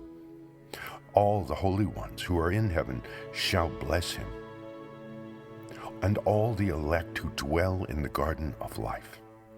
And every spirit of light who is able to bless and glorify and extol and hallow thy blessed name, and all flesh shall beyond measure glorify and bless thy name forever and ever. For great is the mercy of the Lord of spirits, and he is long-suffering. And all his works and all that he has created, he has revealed to the righteous and elect in the name of the Lord of spirits. Chapter 62, Judgment of the Kings and the Mighty, Blessedness of the Righteous. And thus the Lord commanded the kings and the mighty and the exalted and those who dwell on the earth, and said, Open your eyes and lift up your horns, if ye are able to recognize the elect one. And the Lord of spirits seated him on the throne of his glory, and the spirit of righteousness was poured out upon him. And the word of his mouth slays all the sinners, and all the unrighteous are destroyed from before his face. And there shall stand up in that day all the kings and the mighty, and the exalted, and those who hold the earth. And they shall see and recognize how he sits on the throne of his glory, and righteousness is judged before him, and no lying word is spoken before him. Then shall pain come upon them, as on a woman in travail, and she has pain in bringing forth, when her child enters the mouth of the womb, and she has pain in bringing forth. And one portion of them shall look on the other, and they shall be terrified, and they shall be downcast of countenance, and pain shall seize them, when they see that Son of Man sitting on the throne of his glory. And the kings and the mighty and all who possess the earth shall bless and glorify and extol him who rules over all, who was hidden. For from the beginning the Son of Man was hidden, and the Most High preserved him in the presence of his might, and revealed him to the elect. And the congregation of the elect and holy shall be sown, and all the elect shall stand before him on that day. And all the kings and the mighty and the exalted and those who rule the earth shall fall down before him on their faces, and worship and set their hope upon that Son of Man, and petition him and supplicate for mercy at his hands. Nevertheless, that Lord of spirits will so press them that they shall hastily go forth from his presence, and their faces shall be filled with shame, and the darkness grow deeper on their faces. And he will deliver them to the angels for punishment, to execute vengeance on them, because they have oppressed his children and his elect. and they shall be a spectacle for the righteous and for his elect.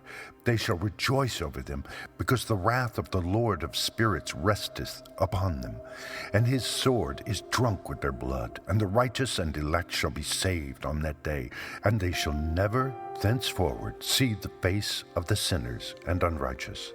And the Lord of spirits will abide over them, and with that Son of Man shall they eat, and lie down and rise up forever and ever. And the righteous and elect shall have risen from the earth, and ceased to be of downcast countenance. And they shall have been clothed with garments of glory, and these shall be the garments of life from the Lord of spirits. And your garments shall not grow old, nor your glory pass away before the Lord of spirits. Chapter 63. The unavailing repentance of the kings and the mighty. In those days shall the mighty and the kings who possess the earth implore him to grant them a little respite from his angels of punishment to whom they were delivered, that they might fall down and worship before the Lord of spirits and confess their sins before him. And they shall bless and glorify the Lord of spirits and say, Blessed is the Lord of spirits, and the Lord of kings, and the Lord of the mighty, and the Lord of the rich, and the Lord of glory, and the Lord of wisdom.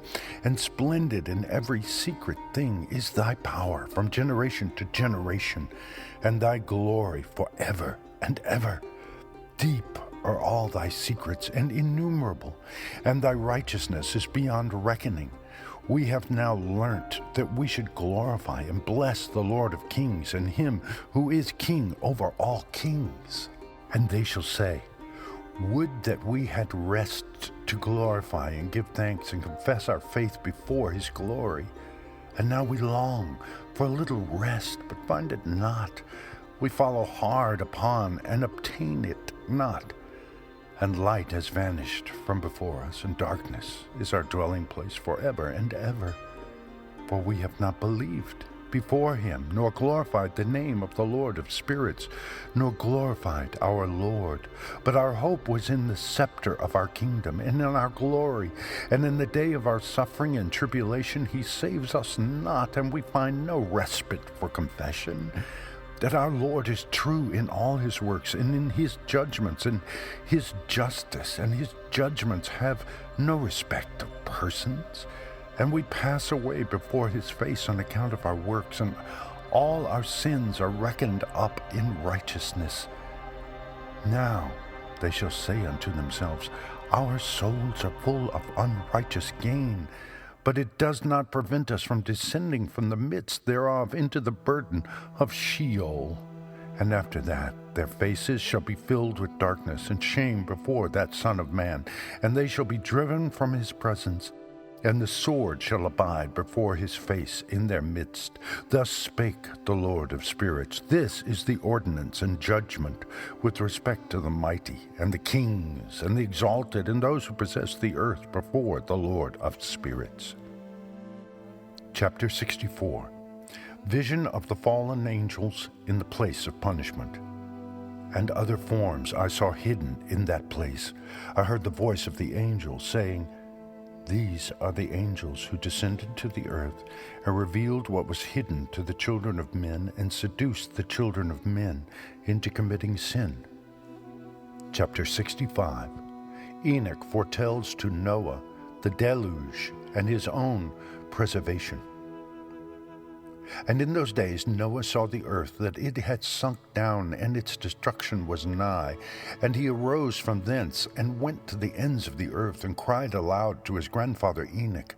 And Noah said 3 times with an embittered voice, Hear me, hear me, hear me. And I said unto him, Tell me what it is that is falling out on the earth, that the earth is in such evil plight, and shaken, lest perchance I shall perish with it. And thereupon there was a great commotion on the earth, and a voice was heard from heaven, and I fell on my face. And Enoch my grandfather came and stood by me, and said unto me, Why hast thou cried unto me with a bitter cry and weeping? And a command has gone forth from the presence of the Lord concerning those who dwell on the earth, that their ruin is accomplished, because they have learnt all the secrets of the angels, and all the violence of the Satans, and all their powers, the most secret ones, and all the power of those who practice sorcery, and the power of witchcraft, and the power of those who make molten images for the whole earth, and how silver is produced from the dust of the earth, and how soft metal originates in the earth. For lead and tin are not produced from the earth like the first. It is a fountain that produces them, and an angel stands therein, and that angel is preeminent. And after that my grandfather Enoch took hold of me by my hand, and raised me up, and said unto me, Go, for I have asked the Lord of spirits as touching this commotion on earth. And he said unto me, Because of their unrighteousness their judgment has been determined upon, and shall not be withheld from me forever. Because of the sorceries which they have searched out and learnt, the earth and those who dwell upon it shall be destroyed. And these, they have no place of repentance forever, because they have shown them what was hidden, and they are the damned. But as for thee, my son, the Lord of spirits knows that thou art pure, and guiltless of this reproach concerning the secrets. And he has destined thy name to be among the holy, and will preserve thee amongst those who dwell on the earth, and has destined thy righteous seed, both for kingship and for great honors, and from thy seed shall proceed a fountain of the righteous and holy, without number forever. Chapter 66. The Angels of the Waters, bidden to hold them in check. And after that he showed me the angels of punishment, who are prepared to come and let loose all the powers of the waters which are beneath in the earth, in order to bring judgment and destruction on all who abide and dwell on the earth. And the Lord of spirits gave commandment to the angels who were going forth, that they should not cause the waters to rise, but should hold them in check. For those angels were over the powers of the waters. And I went away from the presence of Enoch. Chapter 67. God's promise to Noah, places of punishment of the angels and of the kings. And in those days the word of God came unto me, and he said unto me, Noah, thy lot has come up before me, a lot without blame, a lot of love and uprightness. And now the angels are making a wooden building, and when they have completed this task, I will place my hand upon it and preserve it, and there shall come forth from it the seed of life, and a change shall set in, so that the earth will not remain without inhabitant.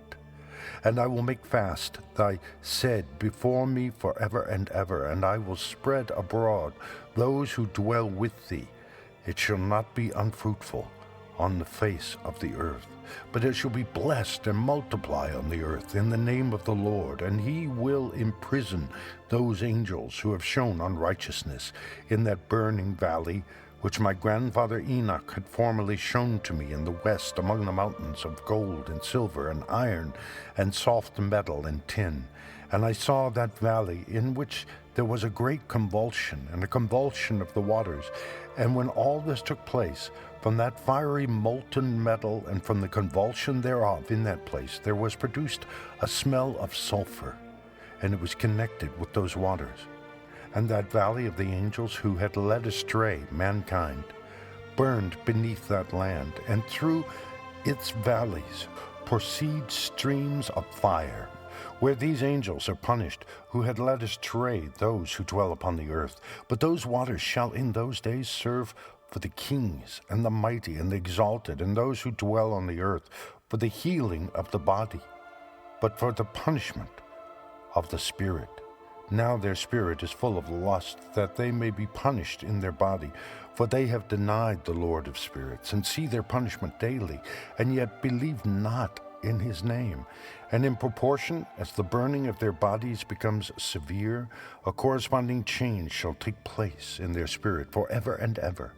For before the Lord of spirits none shall utter an idle word. For the judgment shall come upon them, because they believe in the lust of their body and deny the Spirit of the Lord. And those same waters will undergo a change in those days. For when those angels are punished in these water springs shall change their temperature. And when the angels ascend, this water of the springs shall change and become cold. And I heard Michael answering and saying, This judgment wherewith the angels are judged is a testimony for the kings and the mighty who possess the earth, because these waters of judgment minister to the healing of the body of the kings and the lust of their body. Therefore they will not see and will not believe that those waters will change and become a fire which burns forever. Chapter 68. Michael and Raphael, astonished at the severity of the judgment. And after that my grandfather Enoch gave me the teaching of all the secrets in the book, in the parables which had been given to him, and he put them together for me in the words of the book of the parables. And on that day Michael answered Raphael and said, The power of the Spirit transports and makes me to tremble because of the severity of the judgment of the secrets, the judgment of the angels. Who can endure the severe judgment which has been executed, and before which they melt away? And Michael answered again and said to Raphael, Who is he whose heart is not softened concerning it, and whose reins are not troubled by this word of judgment, that has gone forth upon them because of those who have thus led them out? And it came to pass, when he stood before the Lord of spirits, Michael said thus to Raphael, I will not take their part under the eye of the Lord, for the Lord of spirits has been angry with them because they do as if they were the Lord. Therefore all that is hidden shall come upon them forever and ever. For neither angel nor man shall have his portion in it, but alone they have received their judgment forever and ever. Chapter 69.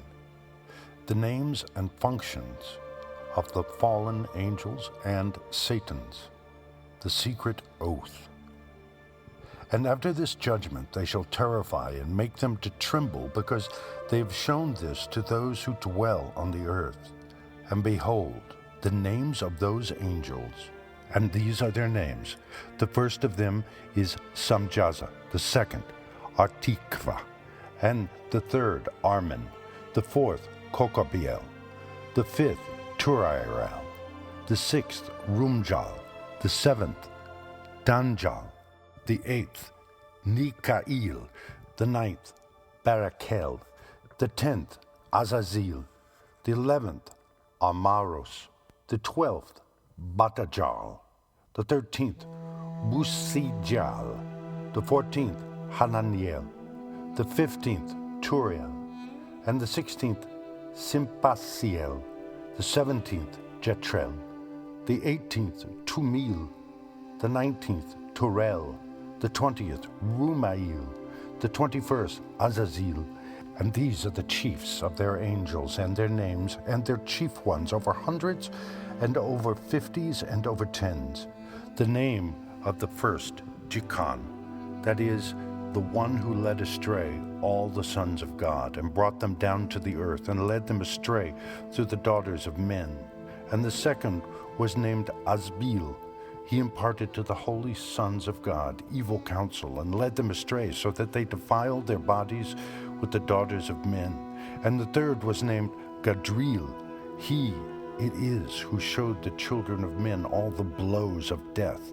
And he led astray Eve, and showed the weapons of death to the sons of men, the shield and the coat of mail, and the sword for battle, and all the weapons of death to the children of men. And from his hand they have proceeded against those who dwell on the earth from that day and forevermore. And the fourth was named Penemuel. And he taught the children of men the bitter and the sweet, and he taught them all the secrets of their wisdom. And he instructed mankind in writing with ink and paper, and thereby many sinned from eternity to eternity, and until this day.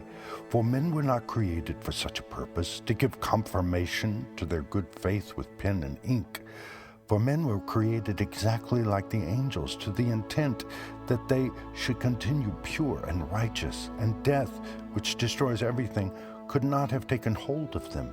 But through this their knowledge they are perishing, and through this power it is consuming me. And the fifth was named Kasdeja. This is he who showed the children of men all the wicked smitings of spirits and demons, and the smitings of the embryo in the womb, and that it may pass away, and the smitings of the soul, the bites of the serpent, and the smitings which befall through the noontide heat, the son of the serpent named Tabaet. This is the task of Casbil, the chief of the oath which he showed to the holy ones when he dwelt high above in glory, and its name is Bika.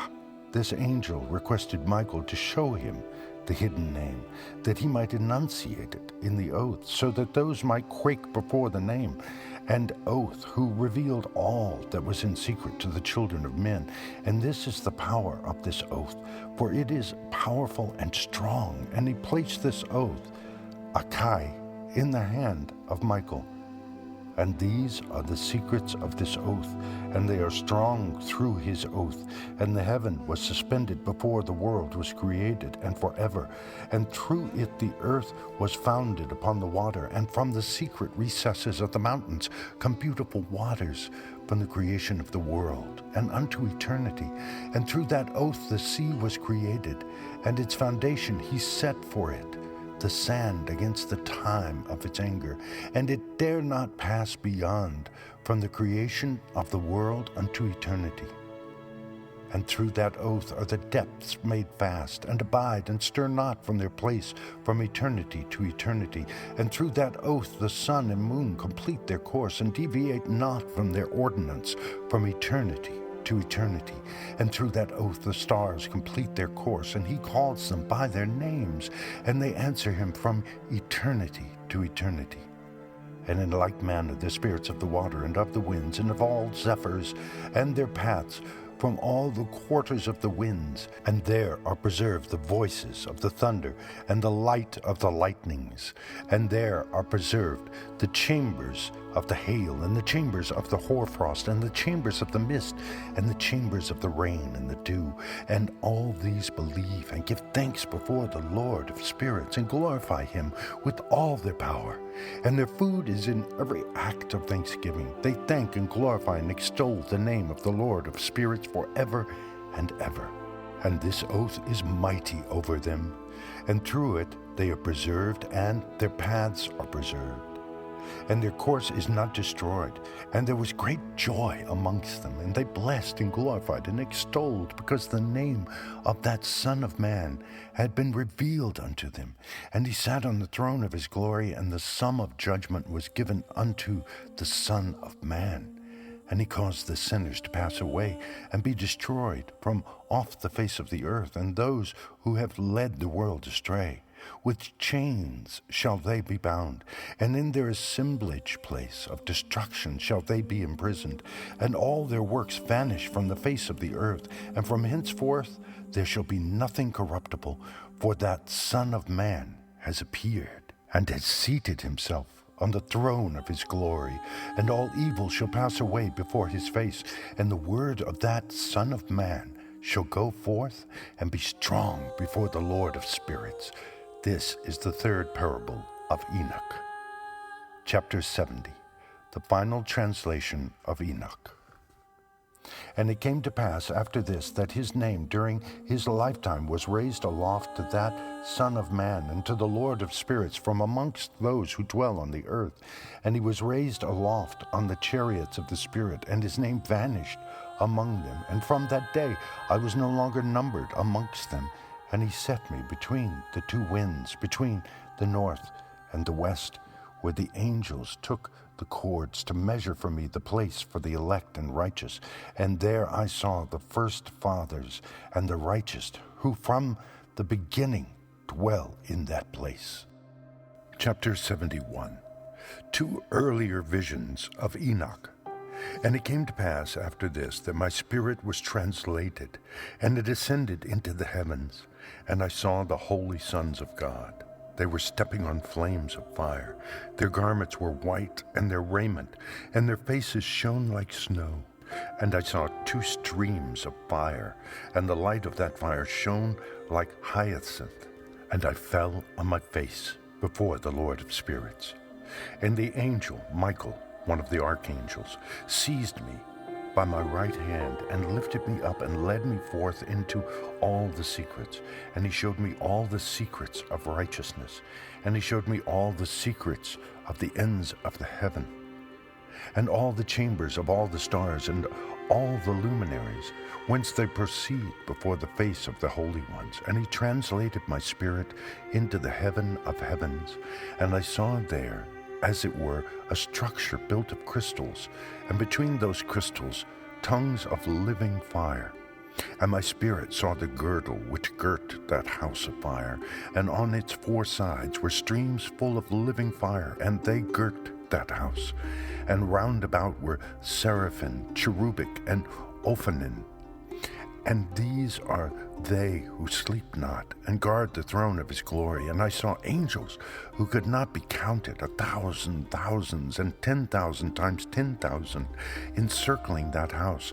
And Michael, and Raphael, and Gabriel, and Phanuel, and the holy angels who are above the heavens go in and out of that house.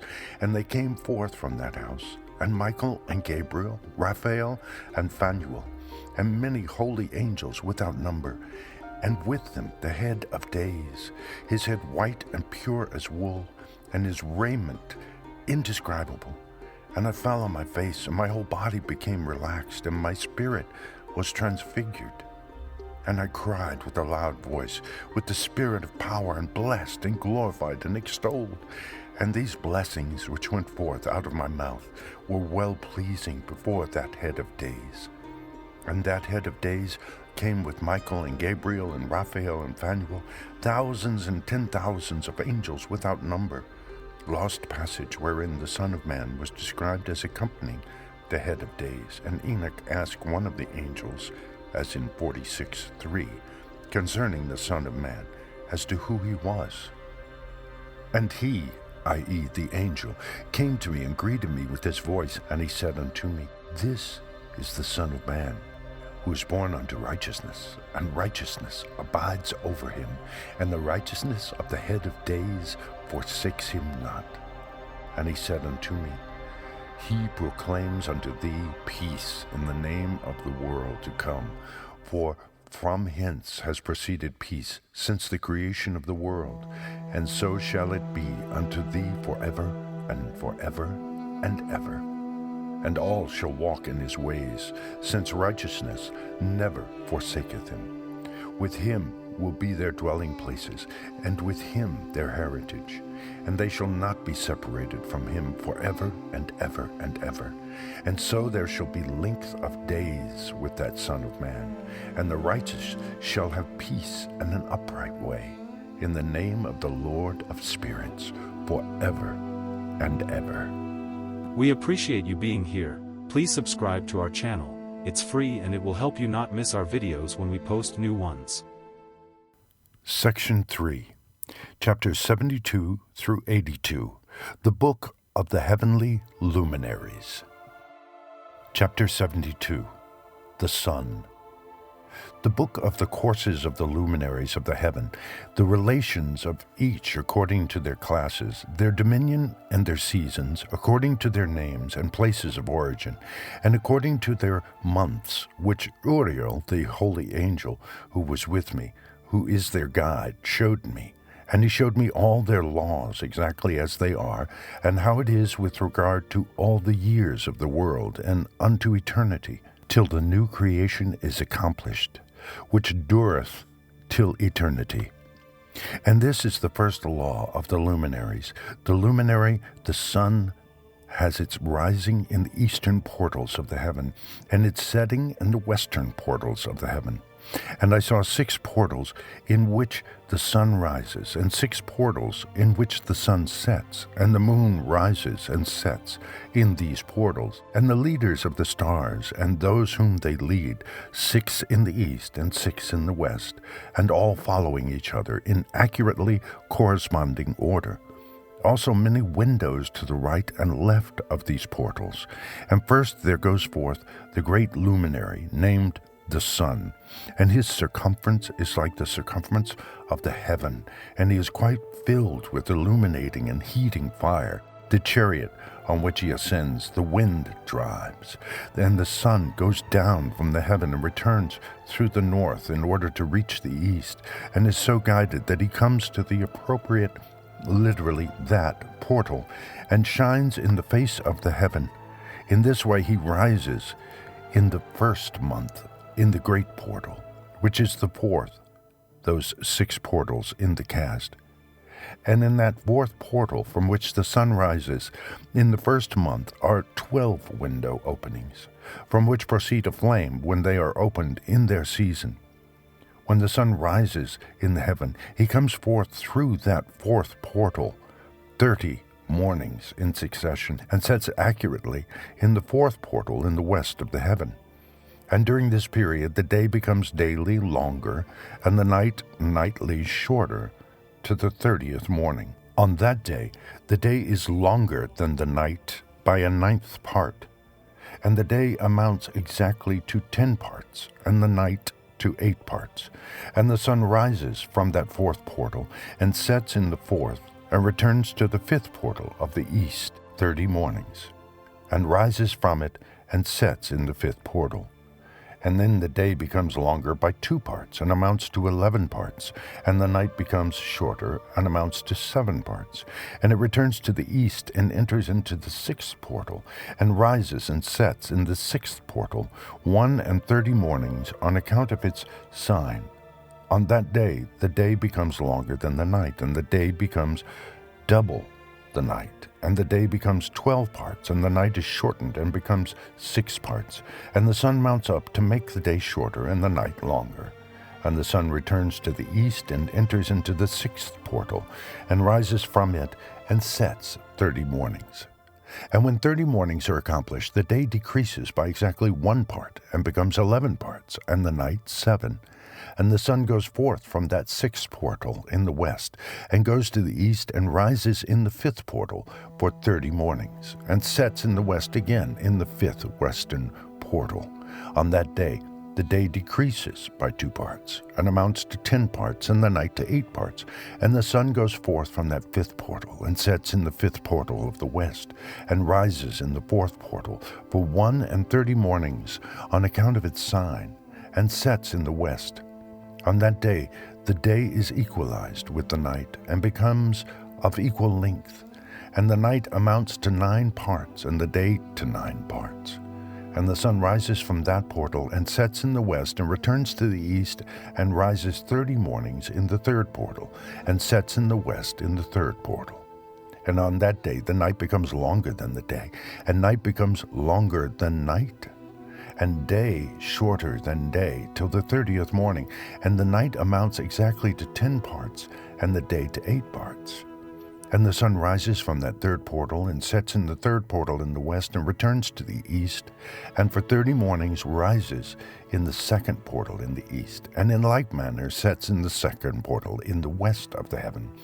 And on that day the night amounts to 11 parts, and the day to 7 parts.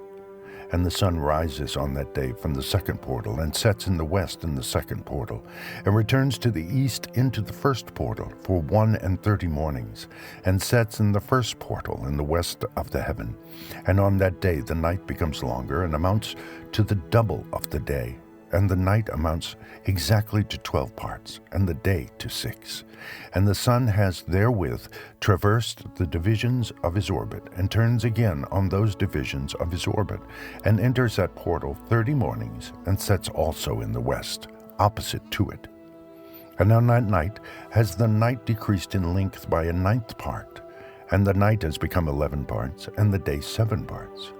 And the sun is returned and entered into the second portal in the east, and returns on those his divisions of his orbit for 30 mornings, rising and setting.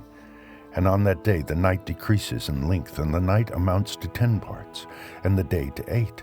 And on that day the sun rises from that portal, and sets in the west, and returns to the east, and rises in the third portal for 31 mornings, and sets in the west of the heaven. On that day the night decreases and amounts to 9 parts, and the day to 9 parts, and the night is equal to the day, and the year is exactly as to its days 364. And the length of the day and of the night, and the shortness of the day and of the night arise through the course of the sun. These distinctions are made, literally, they are separated. So it comes that its course becomes daily longer, and its course nightly shorter. And this is the law and the course of the sun, and his return as often as he returns 60 times, and rises, i.e., the great luminary which is named the sun, for ever and ever. And that which thus rises is the great luminary, and is so named according to its appearance, according as the Lord commanded. As he rises, so he sets, and decreases not, and rests not, but runs day and night. And his light is 7-fold brighter than that of the moon. But as regards size, they are both equal. Chapter 73, The Moon and Its Phases. And after this law I saw another law dealing with the smaller luminary, which is named the moon, and her circumference is like the circumference of the heaven, and her chariot in which she rides is driven by the wind, and light is given to her in definite measure, and her rising and setting change every month, and her days are like the days of the sun, and when her light is uniform, i.e., full, it amounts to the 7th part of the light of the sun, and thus she rises, and her first phase in the east comes forth on the 30th morning, and on that day she becomes visible and constitutes for you the first phase of the moon on the 30th day, together with the sun, in the portal where the sun rises. And the 1/2 of her goes forth by a 7th part, and her whole circumference is empty, without light, with the exception of 1/7 part of it, and the 14th part of her light. And when she receives 1/7 part of the half of her light amounts to 1/7 part and the half thereof. And she sets with the sun, and when the sun rises, the moon rises with him, and receives the half of 1 part of light. And in that night, in the beginning of her morning, in the commencement of the lunar day, the moon sets with the sun, and is invisible that night, with the 14 parts and the half of 1 of them. And she rises on that day with exactly a 7th part, and comes forth and recedes from the rising of the sun, and in her remaining days she becomes bright in the remaining 13 parts. Chapter 74, The Lunar Year. And I saw another course, a law for her, and how, according to that law, she performs her monthly revolution. And all these Uriel, the holy angel, who is the leader of them all, showed to me, and their positions, and I wrote down their positions as he showed them to me, and I wrote down their months as they were, and the appearance of their lights, till 15 days were accomplished.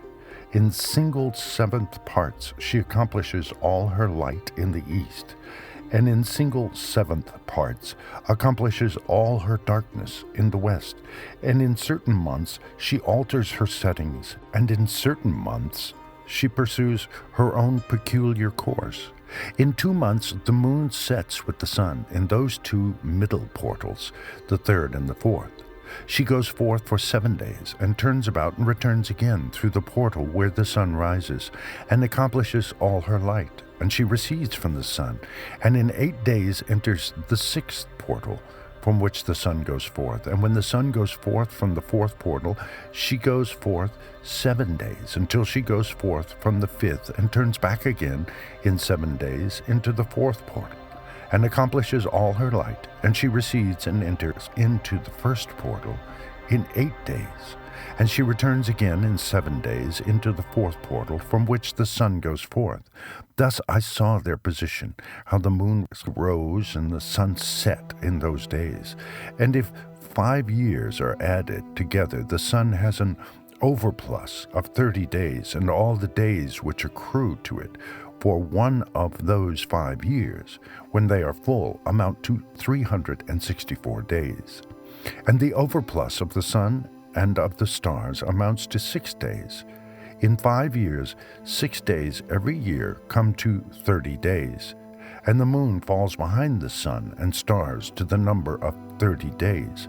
And the sun and stars bring in all the years exactly, so that they do not advance or delay their position by a single day unto eternity, but complete the years with perfect justice in 364 days. In 3 years there are 1,092 days, and in 5 years 1,820 days, so that in 8 years there are 2,912 days. For the moon alone, the days amount in 3 years to 1,062 days. And in 5 years she falls 50 days behind, i.e., to the sum of 1,770. There is to be added 1,062 days, and in 5 years there are 1,770 days, so that for the moon the days in 8 years amount to 2,832 days. For in 8 years she falls behind to the amount of 80 days. All the days she falls behind in 8 years are 80. And the year is accurately completed in conformity with their world stations and the stations of the sun, which rise from the portals through which the sun rises and sets, 30 days. Chapter 75. And the leaders of the heads of the thousands who are placed over the whole creation and over all the stars have also to do with the 4 intercalary days, being inseparable from their office according to the reckoning of the year, and these render service on the 4 days which are not reckoned in the reckoning of the year. And owing to them men go wrong therein, for those luminaries truly render service on the world stations, 1 in the first portal, 1 in the third portal of the heaven, 1 in the fourth portal, and 1 in the sixth portal. And the exactness of the year is accomplished through its separate 364 stations. For the signs and the times and the years and the days the angel Uriel showed to me, whom the Lord of glory hath set forever over all the luminaries of the heaven, in the heaven and in the world, that they should rule on the face of the heaven, and be seen on earth, and be leaders for the day and the night, i.e., the sun, moon, and stars, and all the ministering creatures which make their revolution in all the chariots of the heaven. In like manner 12 doors, Uriel showed me, open in the circumference of the sun's chariot in the heaven, through which the rays of the sun break forth, and from them is warmth diffused over the earth, when they are opened at their appointed seasons. And for the winds and the spirit of the dew, when they are opened, standing open in the heavens at the ends. As for the 12 portals in the heaven, at the ends of the earth, out of which go forth the sun, moon, and stars, and all the works of heaven, in the east and in the west, there are many windows opened to the left and right of them, and one window at its appointed season produces warmth corresponding, as these do, to those doors from which the stars come forth, according as he has commanded them, and wherein they set corresponding to their number. And I saw chariots in the heaven, running in the world, above those portals in which revolve the stars that never set. And one is larger than all the rest, and it is that makes its course through the entire world. Chapter 76. The 12 winds and their portals. And at the ends of the earth I saw 12 portals open to all the quarters of the heaven, from which the winds go forth and blow over the earth. 3 of them are open on the face, i.e., the east of the heavens, and 3 in the west, and 3 on the right, i.e., the south of the heaven, and 3 on the left, i.e., the north. And the 3 first are those of the east, and 3 are of the north, and 3, after those on the left, of the south, and 3 of the west. Through 4 of these come winds of blessing and prosperity, and from those 8 come hurtful winds. When they are sent, they bring destruction on all the earth, and on the water upon it, and on all who dwell thereon, and on everything which is in the water, and on the land. And the first wind from those portals, called the east wind, comes forth through the first portal which is in the east, inclining towards the south. From it come forth desolation, drought, heat, and destruction. And through the second portal, in the middle, comes what is fitting, and from it there comes rain and fruitfulness and prosperity and dew. And through the third portal, which lies toward the north, come cold and drought. And after these come forth the south winds through 3 portals. Through the first portal of them, inclining to the east, comes forth a hot wind, and through the middle portal next to it there come forth fragrant smells, and dew, and rain, and prosperity, and health. And through the third portal, lying to the west, come forth dew, and rain, locust, and desolation. And after these the north winds from the 7th portal in the east come dew, and rain, locust, and desolation. And from the middle portal come in a direct direction health, and rain, and dew, and prosperity. And through the third portal in the west come cloud, and hoarfrost, and snow, and rain, and dew, and locusts. And after these 4 are the west winds. Through the first portal, adjoining the north, come forth dew, and hoarfrost, and cold, and snow, and frost. And from the middle portal come forth dew, and rain, and prosperity, and blessing. And through the last portal, which adjoins the south, come forth drought, and desolation, and burning, and destruction. And the 12 portals of the 4 quarters of the heaven are therewith completed, and all their laws, and all their plagues, and all their benefactions have I shown to thee, my son Methuselah. Chapter 77. The 4 quarters of the world, the 7 mountains, the 7 rivers, etc. And the first quarter is called the east, because it is the first, and the second the south, because the Most High will descend there. Yea, there in quite a special sense will he who is blessed forever descend. And the west quarter is named the diminished, because there all the luminaries of the heaven wane and go down. And the 4th quarter, named the north, is divided into 3 parts. The first of them is for the dwelling of the men, and the second contains seas of water, and the abysses, and forest, and rivers, and darkness, and clouds. And the third part contains the garden of righteousness. I saw 7 high mountains, higher than all the mountains which are on the earth, and thence comes forth hoarfrost, and days, seasons, and years pass away. I saw 7 rivers on the earth, larger than all the rivers. One of them, coming down from the west, pours its waters into the great sea. And these 2 come from the north to the sea, and pour their waters into the Erythraean Sea in the east.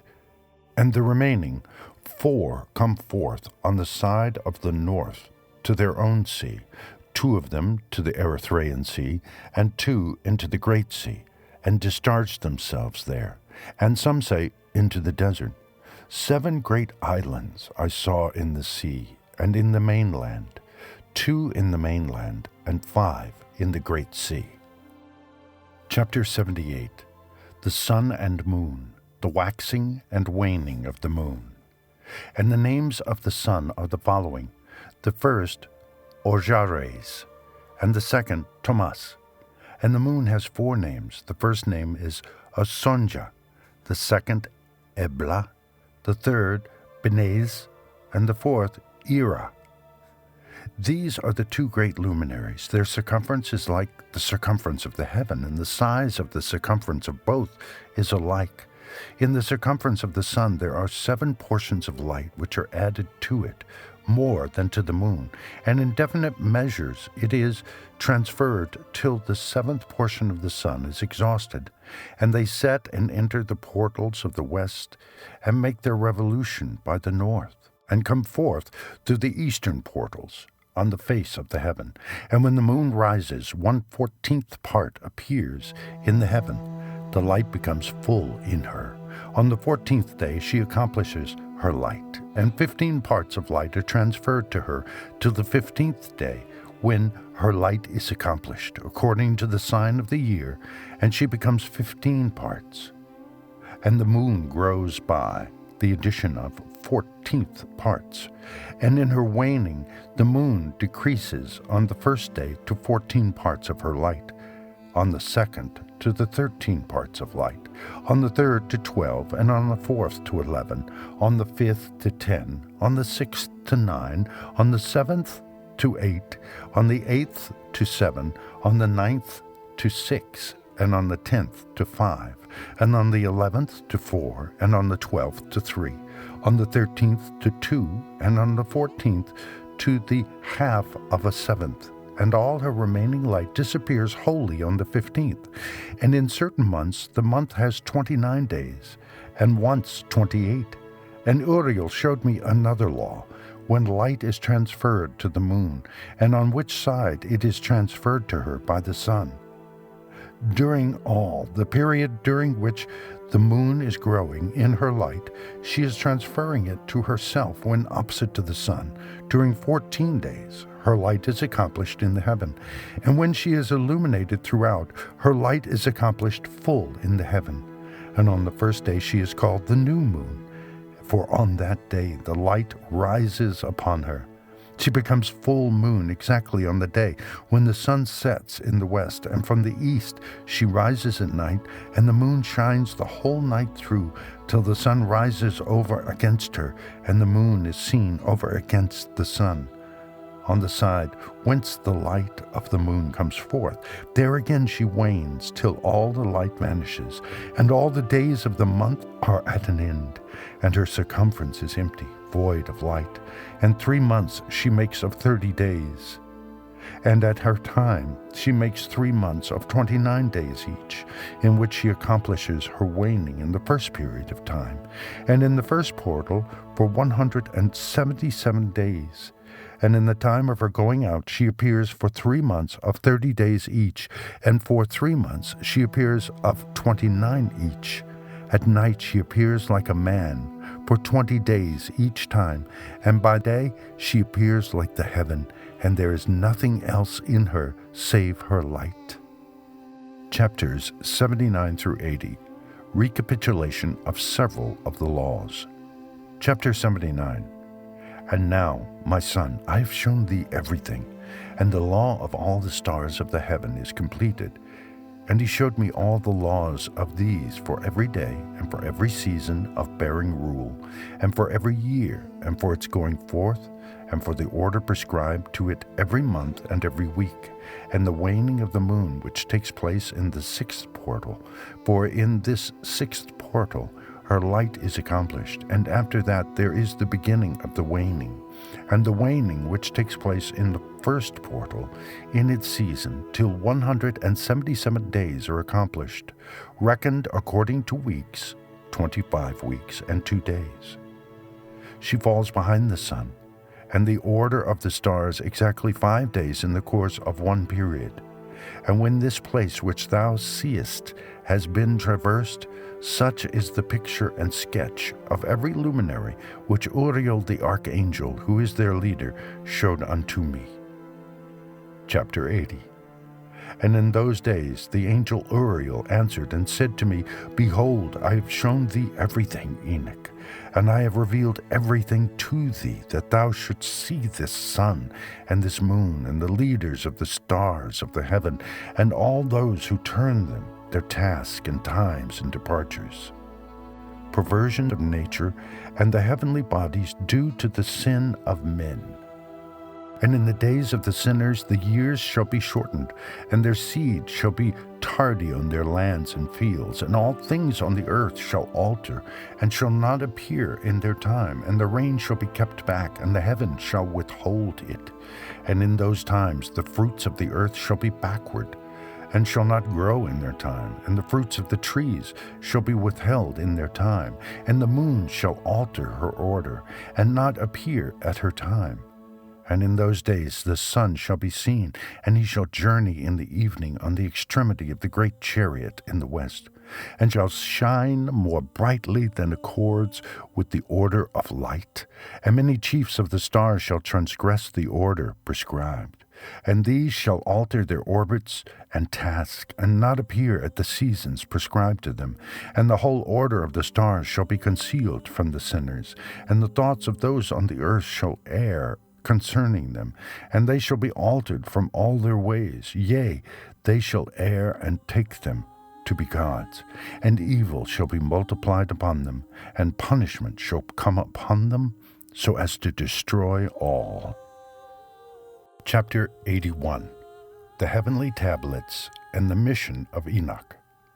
And he said unto me, Observe, Enoch, these heavenly tablets, and read what is written thereon, and mark every individual fact. And I observed the heavenly tablets, and read everything which was written thereon, and understood everything, and read the book of all the deeds of mankind, and of all the children of flesh that shall be upon the earth to the remotest generations. And forthwith I blessed the great Lord of the King of glory forever, in that he has made all the works of the world. And I extolled the Lord because of his patience, and blessed him because of the children of men. And after that I said, Blessed is the man who dies in righteousness and goodness, concerning whom there is no book of unrighteousness written, and against whom no day of judgment shall be found. And those 7 holy ones brought me and placed me on the earth before the door of my house, and said to me, Declare everything to thy son Methuselah, and show to all thy children that no flesh is righteous in the sight of the Lord, for he is their creator.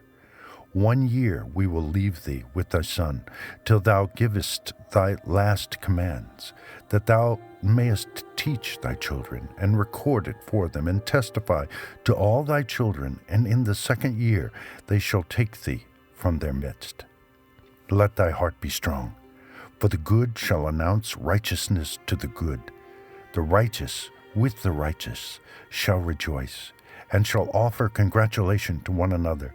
But the sinners shall die with the sinners, and the apostate go down with the apostate. And those who practice righteousness shall die on account of the deeds of men, and be taken away on account of the doings of the godless. And in those days they ceased to speak to me, and I came to my people, blessing the Lord of the world. Chapter 82. Charge given to Enoch.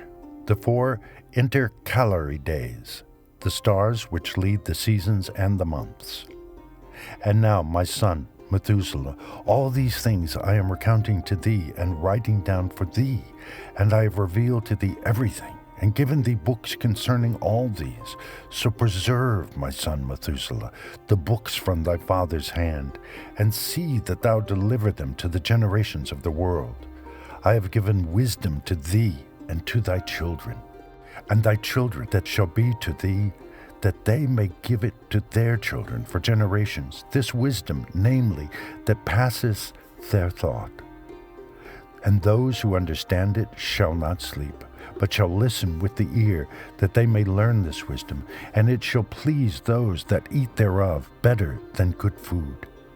Blessed are all the righteous, blessed are all those who walk in the way of righteousness, and sin not as the sinners, in the reckoning of all their days, in which the sun traverses the heaven, entering into and departing from the portals for 30 days with the heads of thousands of the order of the stars, together with the 4 which are intercalated, which divide the 4 portions of the years, which lead them and enter with them 4 days. Owing to them men shall be at fault, and not reckon them in the whole reckoning of the year. Yea, men shall be at fault, and not recognize them accurately, for they belong to the reckoning of the year, and are truly recorded thereon forever, 1 in the 1st portal, and 1 in the 3rd, and 1 in the 4th, and 1 in the 6th, and the year is completed in 364 days. And the account thereof is accurate, and the recorded reckoning thereof exact, for the luminaries and months and festivals, and years and days, has Uriel shown and revealed to me, to whom the Lord of the whole creation of the world hath subjected the host of heaven, and he has power over night and day in the heaven, to cause the light to give light to men, sun, moon, and stars, and all the powers of the heaven which revolve in their circular chariots. And these are the orders of the stars, which set in their places, and in their seasons, and festivals, and months. And these are the names of those who lead them, who watch that they enter at their times, in their orders, in their seasons, in their months, in their periods of dominion, and in their positions. Their 4 leaders who divide the 4 parts of the year enter first, and after them the 12 leaders of the orders who divide the months.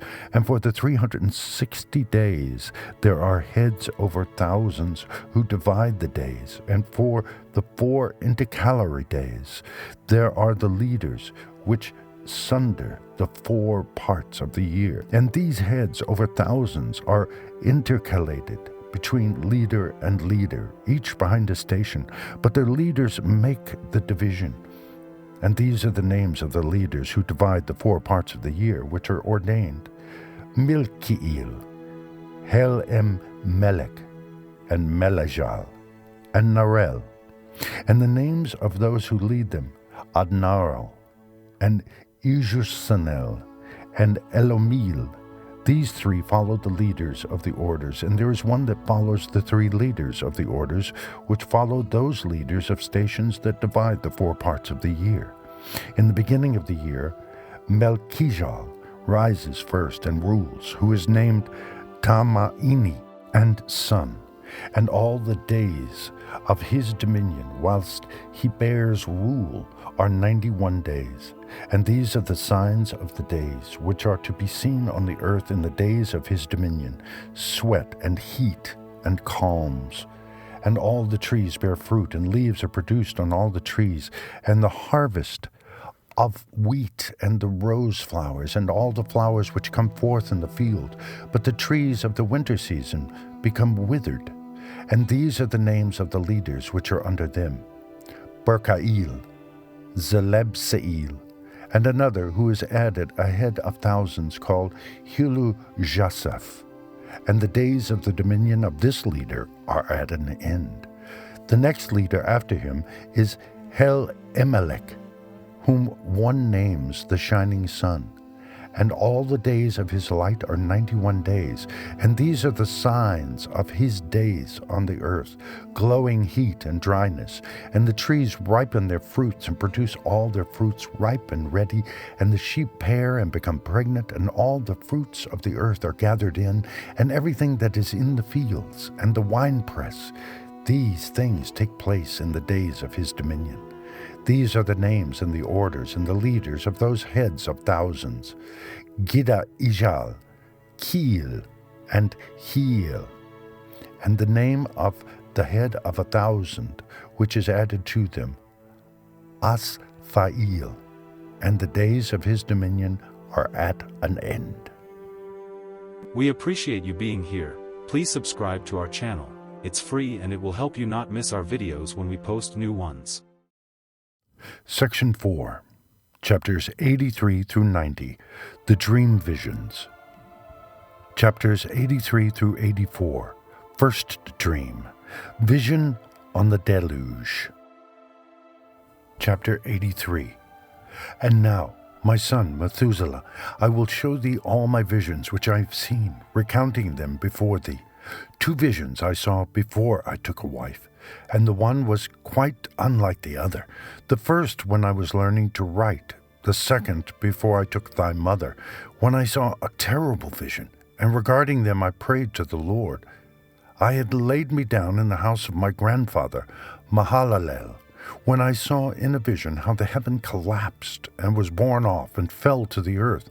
And when it fell to the earth, I saw how the earth was swallowed up in a great abyss, and mountains were suspended on mountains, and hills sank down on hills, and high trees were rent from their stems and hurled down and sunk in the abyss.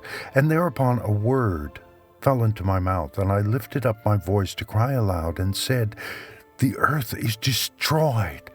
And my grandfather Mahalalel waked me as I lay near him, and said unto me, "Why dost thou cry so, my son? And why dost thou make such lamentation?" And I recounted to him the whole vision which I had seen, and he said unto me, "A terrible thing hast thou seen, my son, and of grave moment is thy dream vision as to the secrets of all the sin of the earth. It must sink into the abyss, and be destroyed with a great destruction. And now, my son, arise, and make petition to the Lord of glory, since thou art a believer, that a remnant may remain on the earth, and he may not destroy the whole earth. My son, from heaven all this will come upon the earth, and upon the earth there will be great destruction." After that I arose and prayed and implored and besought and wrote down my prayer for the generations of the world, and I will show everything to thee, my son Methuselah. And when I had gone forth below and seen the heaven, and the sun rising in the east, and the moon setting in the west, and a few stars, and the whole earth, and everything as he had known it in the beginning, then I blessed the Lord of judgment, and extolled him because he had made the sun to go forth from the windows of the east. And he ascended and rose on the face of the heaven, and set out, and kept traversing the path shown unto him. Chapter 84. And I lifted up my hands in righteousness, and blessed the Holy and Great One, and spake with the breath of my mouth, and with the tongue of flesh, which God has made for the children of the flesh of men, that they should speak therewith. And he gave them breath, and a tongue, and a mouth, that they should speak therewith. Blessed be thou, O Lord King, great and mighty in thy greatness, Lord of the whole creation of the heaven, King of kings and God of the whole world. And thy power and kingship and greatness abide forever and ever, and throughout all generations thy dominion. And all the heavens are thy throne forever, and the whole earth thy footstool forever and ever. For thou hast made, and thou rulest all things, and nothing is too hard for thee. Wisdom departs not from the place of thy throne, nor turns away from thy presence. And thou knowest and seest and hearest everything, and there is nothing hidden from thee, for thou seest everything. And now the angel of thy heavens are guilty of trespass, and upon the flesh of men abideth thy wrath until the great day of judgment. And now, O God and Lord and great King, I implore and beseech thee to fulfill my prayer, to leave me a posterity on earth, and not destroy all the flesh of man, and make the earth without inhabitant, so that there should be an eternal destruction. And now, my Lord, destroy from the earth the flesh which has aroused thy wrath, but the flesh of righteousness and uprightness establish as a plant of the eternal seed, and hide not thy face from the prayer of thy servant, O Lord. Chapters 85 through 90. Second dream, vision of Enoch, the history of the world to the founding of the Messianic kingdom. Chapter 85. And after this I saw another dream, and I will show the whole dream to thee, my son. And Enoch lifted up his voice, and spake to his son Methuselah, To thee, my son, will I speak. Hear my words, incline thine ear to the dream vision of thy father. Before I took thy mother, Edna, I saw in a vision on my bed, and behold, a bull came forth from the earth, and that bull was white, and after it came forth a heifer.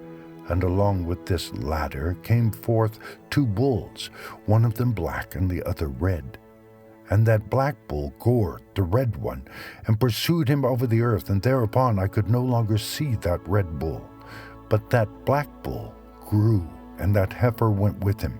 And I saw that many oxen proceeded from him, which resembled and followed him.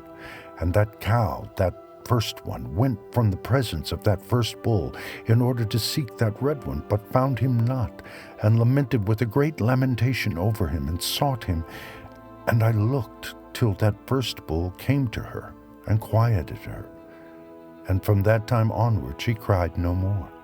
And after that she bore another white bull, and after him she bore many bulls and black cows. And I saw in my sleep that white bull likewise grow and become a great white bull, and from him proceeded many white bulls, and they resembled him. And they began to beget many white bulls, which resembled them, one following the other, even many. Chapter 86. The Fall of the Angels and the Demoralization of Mankind. And again I saw with mine eyes as I slept, and I saw the heaven above, and behold, a star fell from heaven, and it arose, and eat and pastured amongst those oxen. And after that I saw the large and the black oxen, and behold, they all changed their stalls and pastures and their cattle, and began to live with each other. And again I saw in the vision, and looked towards the heaven, and behold, I saw many stars descend, and cast themselves down from heaven to that first star, and they became bulls amongst those cattle, and pastured with them amongst them. And I looked at them, and saw, and behold, they all let out their privy members like horses, and began to cover the cows of the oxen, and they all became pregnant, and bare elephants, camels, and asses, and all the oxen feared them, and were affrighted at them, and began to bite with their teeth, and to devour, and to gore with their horns. And they began moreover to devour those oxen. And behold, all the children of the earth began to tremble and quake before them, and to flee from them. Chapter 87. The Advent of the 7 Archangels. And again I saw how they began to gore each other, and to devour each other, and the earth began to cry aloud. And I raised mine eyes again to heaven, and I saw in the vision, and behold, there came forth from heaven beings who were like white men, and 4 went forth from that place, and 3 with them. And those 3 that had last come forth grasped me by my hand, and took me up away from the generations of the earth, and raised me up to a lofty place, and showed me a tower raised high above the earth, and all the hills were lower. And one said unto me, Remain here till thou seest everything that befalls those elephants, camels, and asses, and the stars, and the oxen, and all of them. Chapter 88. The Punishment of the Fallen Angels by the Archangels. And I saw one of those 4 who had come forth first, and he seized that first star which had fallen from the heaven, and bound it hand and foot, and cast it into the abyss. Now that abyss was narrow, and deep, and horrible, and dark. And one of them drew a sword, and gave it to those elephants, and camels, and asses. And then they began to smite each other, and the whole earth quaked because of them. And I was beholding in the vision, lo, one of those 4 who had come forth stoned them from the heaven, and gathered, and took all the great stars, whose privy members were like those of horses, and bound them all hand and foot, and cast them in an abyss of the earth. Chapter 89. 89, 1-9. The Deluge and the Deliverance of Noah. And one of those 4 went to that white bull, and instructed him in a secret, without his being terrified. He was born a bull, and became a man, and built for himself a great vessel, and dwelt thereon. And 3 bulls dwelt with him in that vessel, and they were covered in.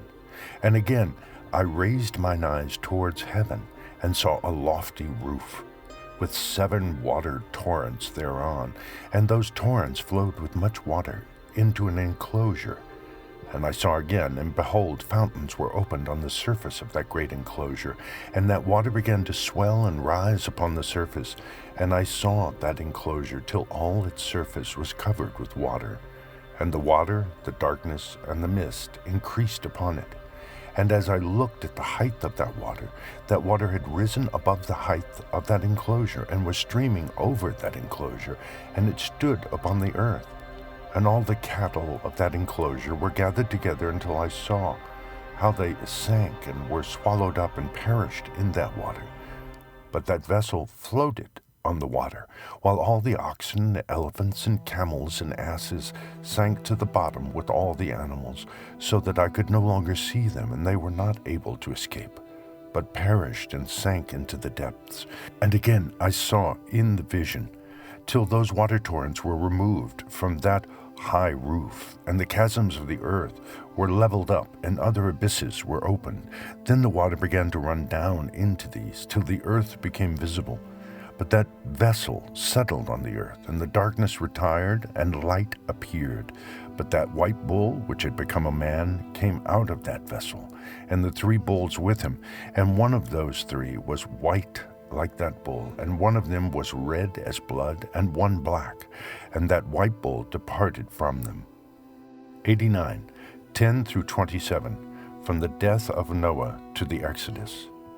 And they began to bring forth beasts of the field and birds, so that there arose different genera: lions, tigers, wolves, dogs, hyenas, wild boars, foxes, squirrels, swine, falcons, vultures, kites, eagles, and ravens. And among them was born a white bull. And they began to bite one another. But that white bull, which was born amongst them, begat a wild ass, and a white bull with it. And the wild asses multiplied. But that bull, which was born from him, begat a black wild boar, and a white sheep. And the former begat many boars, but that sheep begat 12 sheep. And when those 12 sheep had grown, they gave up one of them to the asses, and those asses again gave up that sheep to the wolves, and that sheep grew up among the wolves. And the Lord brought the 11 sheep to live with it, and to pasture with it among the wolves. And they multiplied, and became many flocks of sheep, and the wolves began to fear them, and they oppressed them until they destroyed their little ones, and they cast their young into a river of much water. But those sheep began to cry aloud on account of their little ones, and to complain unto their Lord. And the sheep which had been saved from the wolves fled and escaped to the wild asses. And I saw the sheep, how they lamented and cried, and besought their Lord with all their might, till that Lord of the sheep descended at the voice of the sheep from a lofty abode, and came to them, and pastured them. And he called that sheep which had escaped the wolves, and spake with it concerning the wolves, that it should admonish them not to touch the sheep. And the sheep went to the wolves, according to the word of the Lord, and another sheep met it, and went with it. And the 2 went and entered together into the assembly of those wolves, and spake with them, and admonished them not to touch the sheep from henceforth. And thereupon I saw the wolves, and how they oppressed the sheep exceedingly with all their power. And the sheep cried aloud. And the Lord came to the sheep, and they began to smite those wolves, and the wolves began to make lamentations. But the sheep became quiet, and forthwith ceased to cry out. And I saw the sheep till they departed from amongst the wolves. But the eyes of the wolves were blinded, and those wolves departed in pursuit of the sheep with all their power. And the Lord of the sheep went with them as their leader, and all his sheep followed him. And his face was dazzling and glorious and terrible to behold. But the wolves began to pursue those sheep till they reached a sea of water. And that sea was divided, and the water stood on this side and on that before their face. And their Lord led them, and placed himself between them and the wolves. And as those wolves did not yet see the sheep, they proceeded into the midst of that sea. And the wolves followed the sheep, and those wolves ran after them into that sea. And when they saw the Lord of the sheep, they turned to flee before his face. But that sea gathered itself together, and became as it had been created. And the water swelled and rose till it covered those wolves. And I saw till all the wolves who pursued those sheep perished and were drowned. 89, 28 through 40. Israel in the desert, the giving of the law, the entrance into Palestine. But the sheep escaped from that water, and went forth into a wilderness, where there was no water and no grass. And they began to open their eyes and to see. And I saw the Lord of the sheep pasturing them, and giving them water and grass, and that sheep going and leading them. And that sheep ascended to the summit of that lofty rock. And the Lord of the sheep sent it to them. And after that I saw the Lord of the sheep, who stood before them, and his appearance was great, and terrible and majestic, and all those sheep saw him and were afraid before his face, and they all feared and trembled because of him, and they cried to that sheep with them, which was amongst them, We are not able to stand before our Lord, or to behold him. And that sheep which led them again ascended to the summit of that rock, but the sheep began to be blinded and to wander from the way which he had showed them, but that sheep wot not thereof. And the Lord of the sheep was wrathful exceedingly against them, and that sheep discovered it, and went down from the summit of the rock, and came to the sheep, and found the greatest part of them blinded and fallen away. And when they saw it, they feared and trembled at its presence, and desired to return to their folds. And that sheep took other sheep with it, and came to those sheep which had fallen away, and began to slay them. And the sheep feared its presence. And thus that sheep brought back those sheep that had fallen away, and they returned to their folds. And I saw in this vision till that sheep became a man, and built a house for the Lord of the sheep, and placed all the sheep in that house. And I saw till this sheep which had met that sheep which led them fell asleep. And I saw till all the great sheep perished, and the little ones rose in their place, and they came to a pasture, and approached a stream of water. Then that sheep, their leader, which had become a man, withdrew from them, and fell asleep. And all the sheep sought it, and cried over it with a great crying. And I saw till they left off crying for that sheep, and crossed that stream of water. And there arose the two sheep as leaders in the place of those which had led them and fallen asleep, literally had fallen asleep and led them. And I saw till the sheep came to a goodly place, and a pleasant and glorious land. And I saw till those sheep were satisfied, and that house stood amongst them in the pleasant land. 89:41 through 50. From the time of the judges to the building of the temple.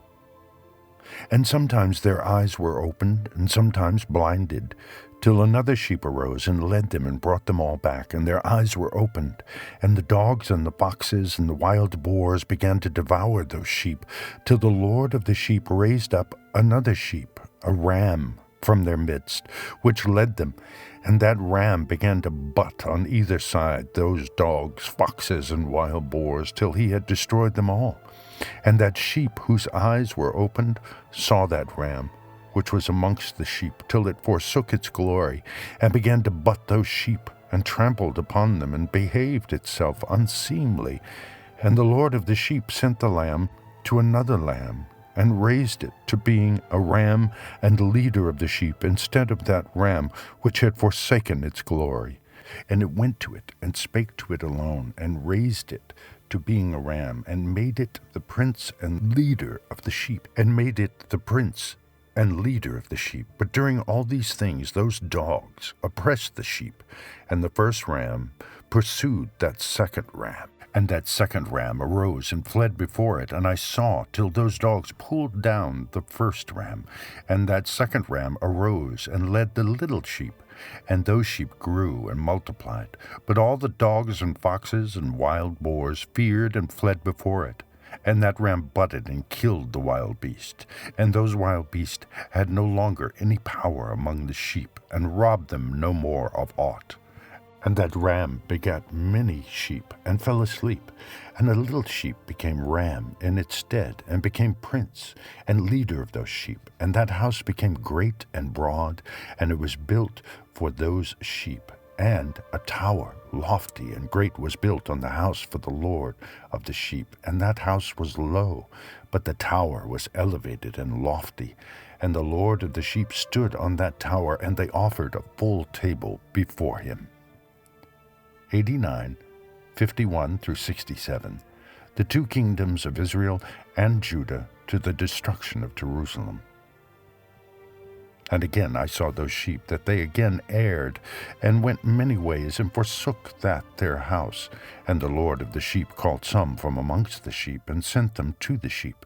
But the sheep began to slay them, and one of them was saved, and was not slain. And it sped away and cried aloud over the sheep, and they sought to slay it. But the Lord of the sheep saved it from the sheep, and brought it up to me, and caused it to dwell there. And many other sheep he sent to those sheep to testify unto them, and lament over them. And after that I saw that when they forsook the house of the Lord and his tower, they fell away entirely, and their eyes were blinded. And I saw the Lord of the sheep, how he wrought much slaughter amongst them in their herds, until those sheep invited that slaughter, and betrayed his place. And he gave them over into the hands of the lions and tigers and wolves and hyenas, and into the hand of the foxes, and to all the wild beasts. And those wild beasts began to tear in pieces those sheep. And I saw that he forsook their house and their tower, and gave them all into the hand of the lions to tear and devour them, into the hand of all the wild beasts. And I began to cry aloud with all my power, and to appeal to the Lord of the sheep, and to represent to him in regard to the sheep that they were devoured by all the wild beasts. But he remained unmoved, though he saw it, and rejoiced that they were devoured and swallowed and robbed, and left them to be devoured in the hand of all the beasts. And he called 70 shepherds, and cast those sheep to them, that they might pasture them. And he spake to the shepherds and their companions, Let each individual of your pasture the sheep henceforward, and everything that I shall command you, that do ye. And I will deliver them over unto you, duly numbered, and tell you which of them are to be destroyed, and them destroy ye. And he gave over unto them those sheep. And he called another, and spake unto him, Observe and mark everything that the shepherds will do to those sheep, for they will destroy more of them than I have commanded them. And every excess and the destruction which will be wrought through the shepherds record, namely, how many they destroy according to my command, and how many according to their own caprice. Record against every individual shepherd all the destruction he effects, and read out before me by number how many they destroy, and how many they deliver over for destruction, that I may have this as testimony against them, and know every deed of the shepherds, that I may comprehend and see what they do, whether or not they abide by my command, which I have commanded them. But they shall not know it, and they shall not declare it to them, nor admonish them, but only record against each individual all the destruction which the shepherds effect, each in his time, and lay it all before me. And I saw till those shepherds pastured in their season, and they began to slay and to destroy more than they were bidden. And they delivered those sheep into the hand of the lions. And the lions and tigers eat and devoured the greater part of those sheep, and the wild boars eat along with them. And they burnt that tower and demolished that house. And I became exceedingly sorrowful over that tower, because that house of the sheep was demolished. And afterwards I was unable to see if those sheep entered that house. 89, 68 through 71, first period of the angelic rulers, from the destruction of Jerusalem to the return from captivity. And the shepherds and their associates delivered over those sheep to all the wild beasts to devour them, and each one of them received in his time a definite number. It was written by the other in a book, how many each one of them destroyed of them. And each one slew and destroyed many more than was prescribed. And I began to weep and lament on account of those sheep. And thus in the vision I saw that one who wrote, how he wrote down every one that was destroyed by those shepherds day by day, and carried up and laid down and showed actually the whole book to the Lord of the sheep, even everything that they had done, and all that each one of them had made away with, and all that they had given over to destruction. And the book was read before the Lord of the sheep, and he took the book from his hand and read it, and sealed it, and laid it down. 89, 72 through 77, second period, from the time of Cyrus to that of Alexander the Great. And forthwith I saw how the shepherds pastured for 12 hours, and behold, 3 of those sheep turned back, and came and entered, and began to build up all that had fallen down of that house. But the wild boars tried to hinder them, but they were not able. And they began again to build as before, and they reared up that tower. And it was named the High Tower. And they began again to place a table before the tower, but all the bread on it was polluted and not pure. And as touching all this, the eyes of those sheep were blinded, so that they saw not, and the eyes of their shepherds likewise. And they delivered them in large numbers to their shepherds for destruction. And they trampled the sheep with their feet, and devoured them. And the Lord of the sheep remained unmoved, till all the sheep were dispersed over the field, and mingled with them, i.e. the beast. And they, i.e. the shepherds, did not save them out of the hand of the beasts. And this one who wrote the book carried it up and showed it and read it before the Lord of the sheep, and implored him on their account, and besought him on their account, as he showed him all the doings of the shepherds, and gave testimony before him against all the shepherds. And he took the actual book and laid it down beside him, and departed. Chapter 90, 1-5, Third Period, from Alexander the Great to the Greco-Syrian domination. Chapter 90. And I saw, till that, in this manner, 35 shepherds undertook the pasturing of the sheep, and they severally completed their periods, as did the first, and others received them into their hands to pasture them for their period, each shepherd in his own period. And after that I saw in my vision all the birds of heaven coming, the eagles, the vulture, the kites, the ravens, but the eagles led all the birds, and they began to devour those sheep, and to pick out their eyes, and to devour their flesh. And the sheep cried out, because their flesh was being devoured by the birds. And as for me, I looked and lamented in my sleep over that shepherd who pastured the sheep. And I saw until those sheep were devoured by the dogs and eagles and kites, and they left neither flesh nor skin nor sinew remaining on them, till only their bones stood there, and their bones too fell to the earth, and the sheep became few. And I saw until that 23 had undertaken the pasturing, and completed in their several periods 58 times. 90, 6-12, Fourth Period, from the Greco-Syrian domination to the Maccabean revolt. But behold, lambs were born by those white sheep, and they began to open their eyes, and to see, and to cry to the sheep. Yea, they cried to them, but they did not hearken to what they said to them, but were exceedingly deaf, and their eyes were very exceedingly blinded.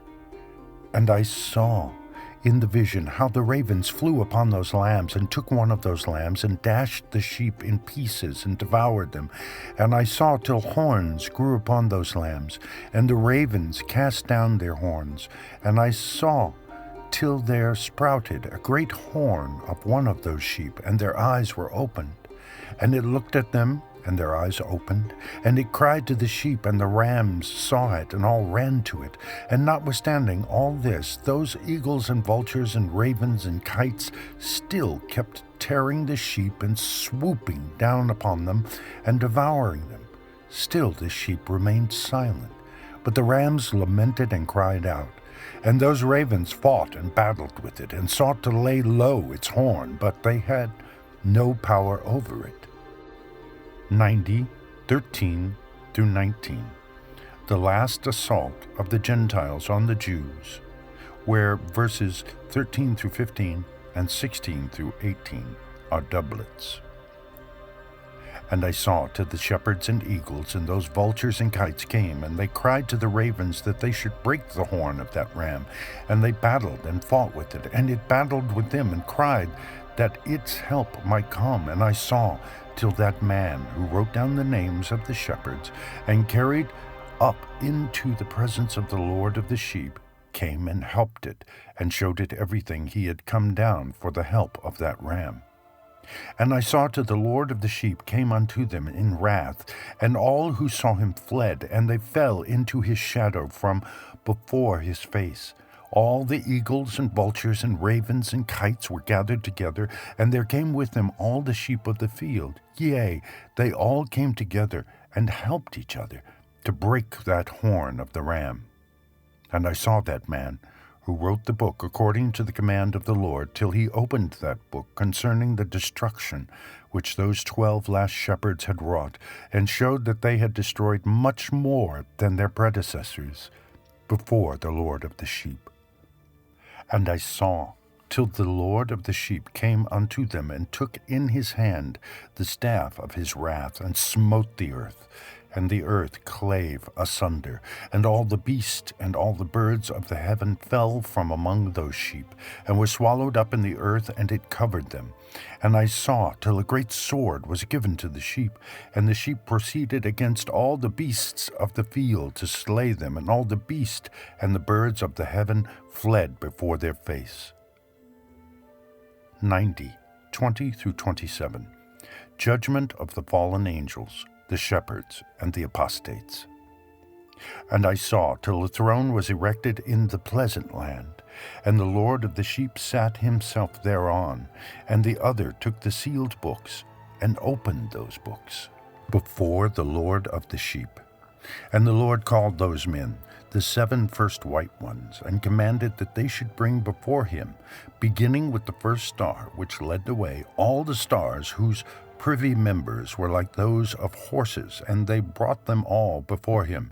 And he said to that man who wrote before him, being one of those 7 white ones, and said unto him, Take those 70 shepherds to whom I delivered the sheep, and who, taking them on their own authority, slew more than I commanded them. And behold, they were all bound, I saw, and they all stood before him. And the judgment was held first over the stars, and they were judged and found guilty, and went to the place of condemnation. And they were cast into an abyss, full of fire, and flaming, and full of pillars of fire. And those 70 shepherds were judged and found guilty.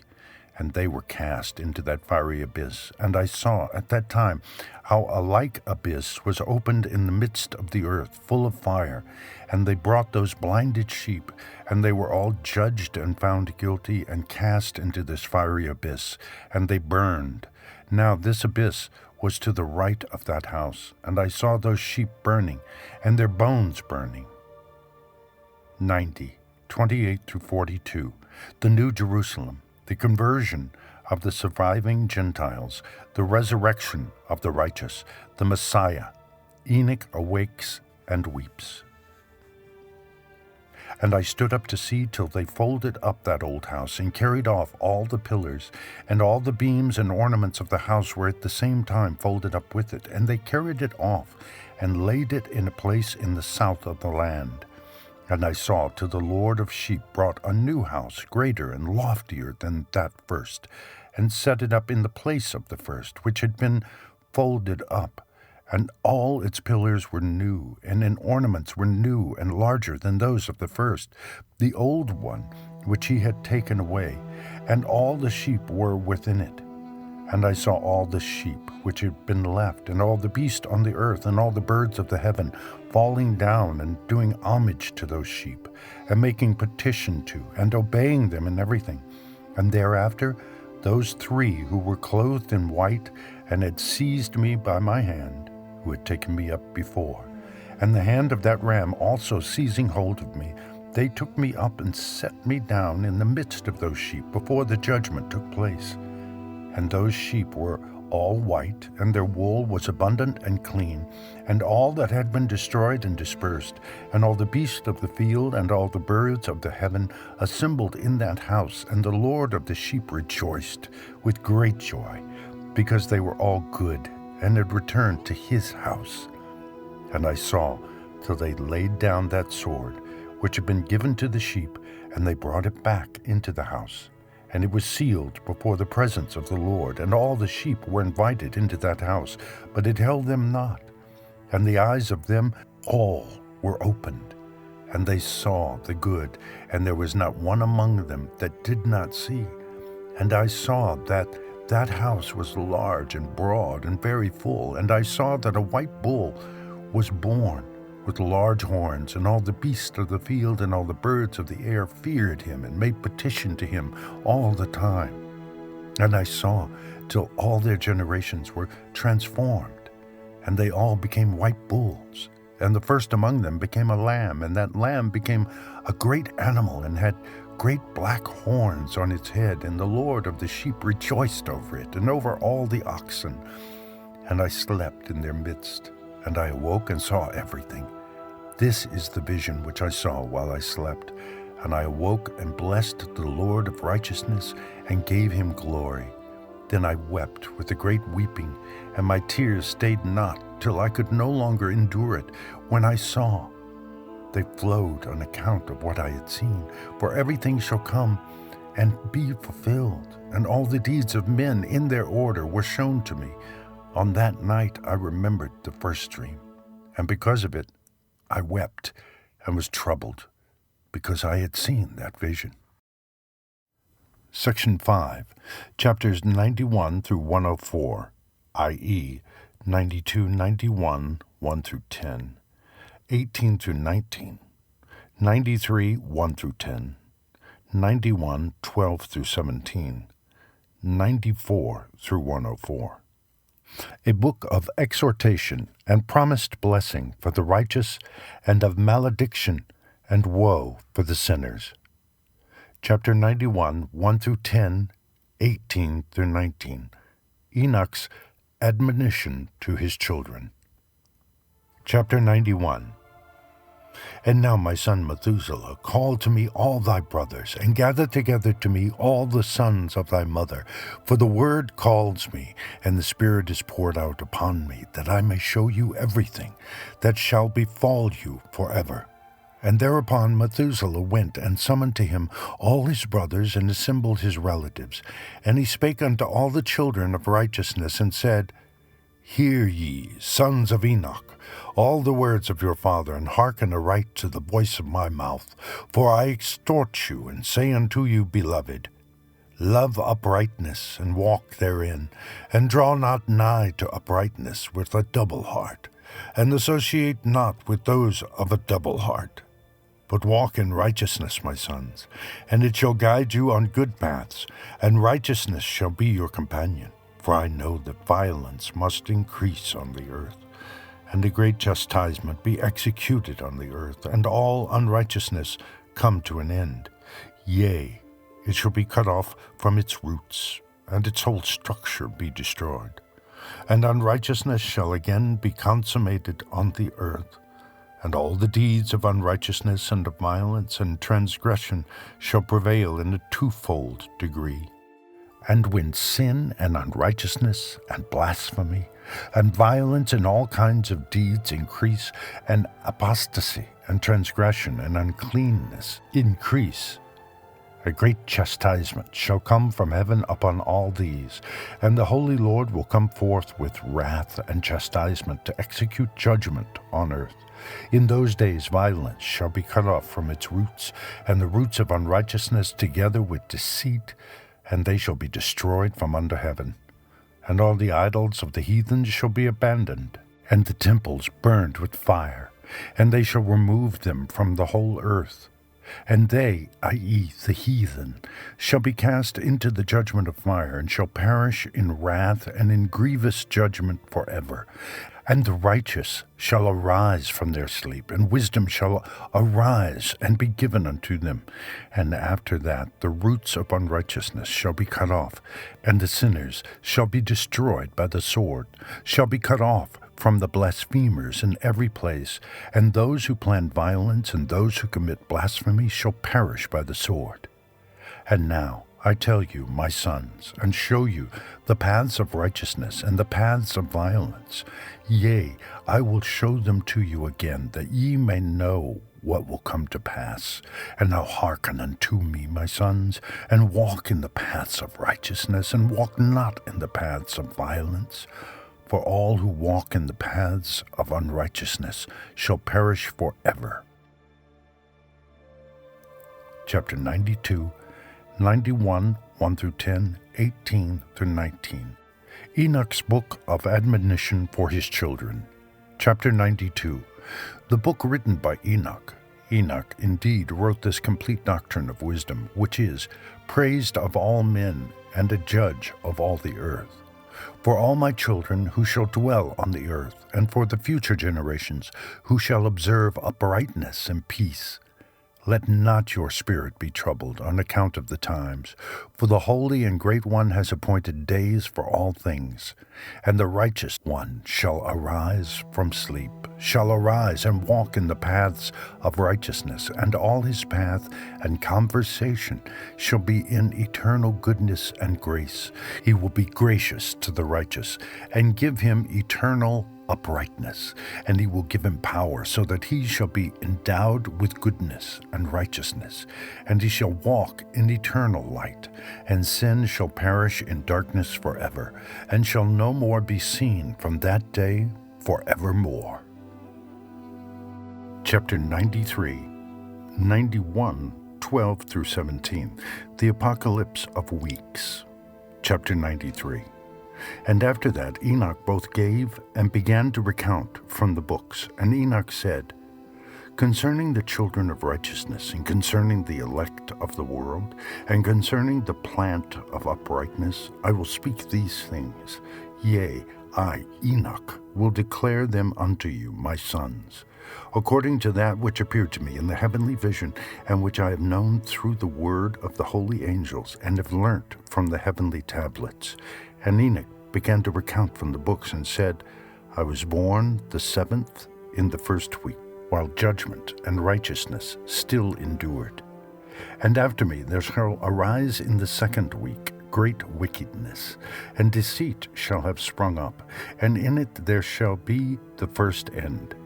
And in it a man shall be saved, and after it is ended unrighteousness shall grow up, and a law shall be made for the sinners. And after that, in the 3rd week at its close, a man shall be elected as the plant of righteous judgment, and his posterity shall become the plant of righteousness forevermore.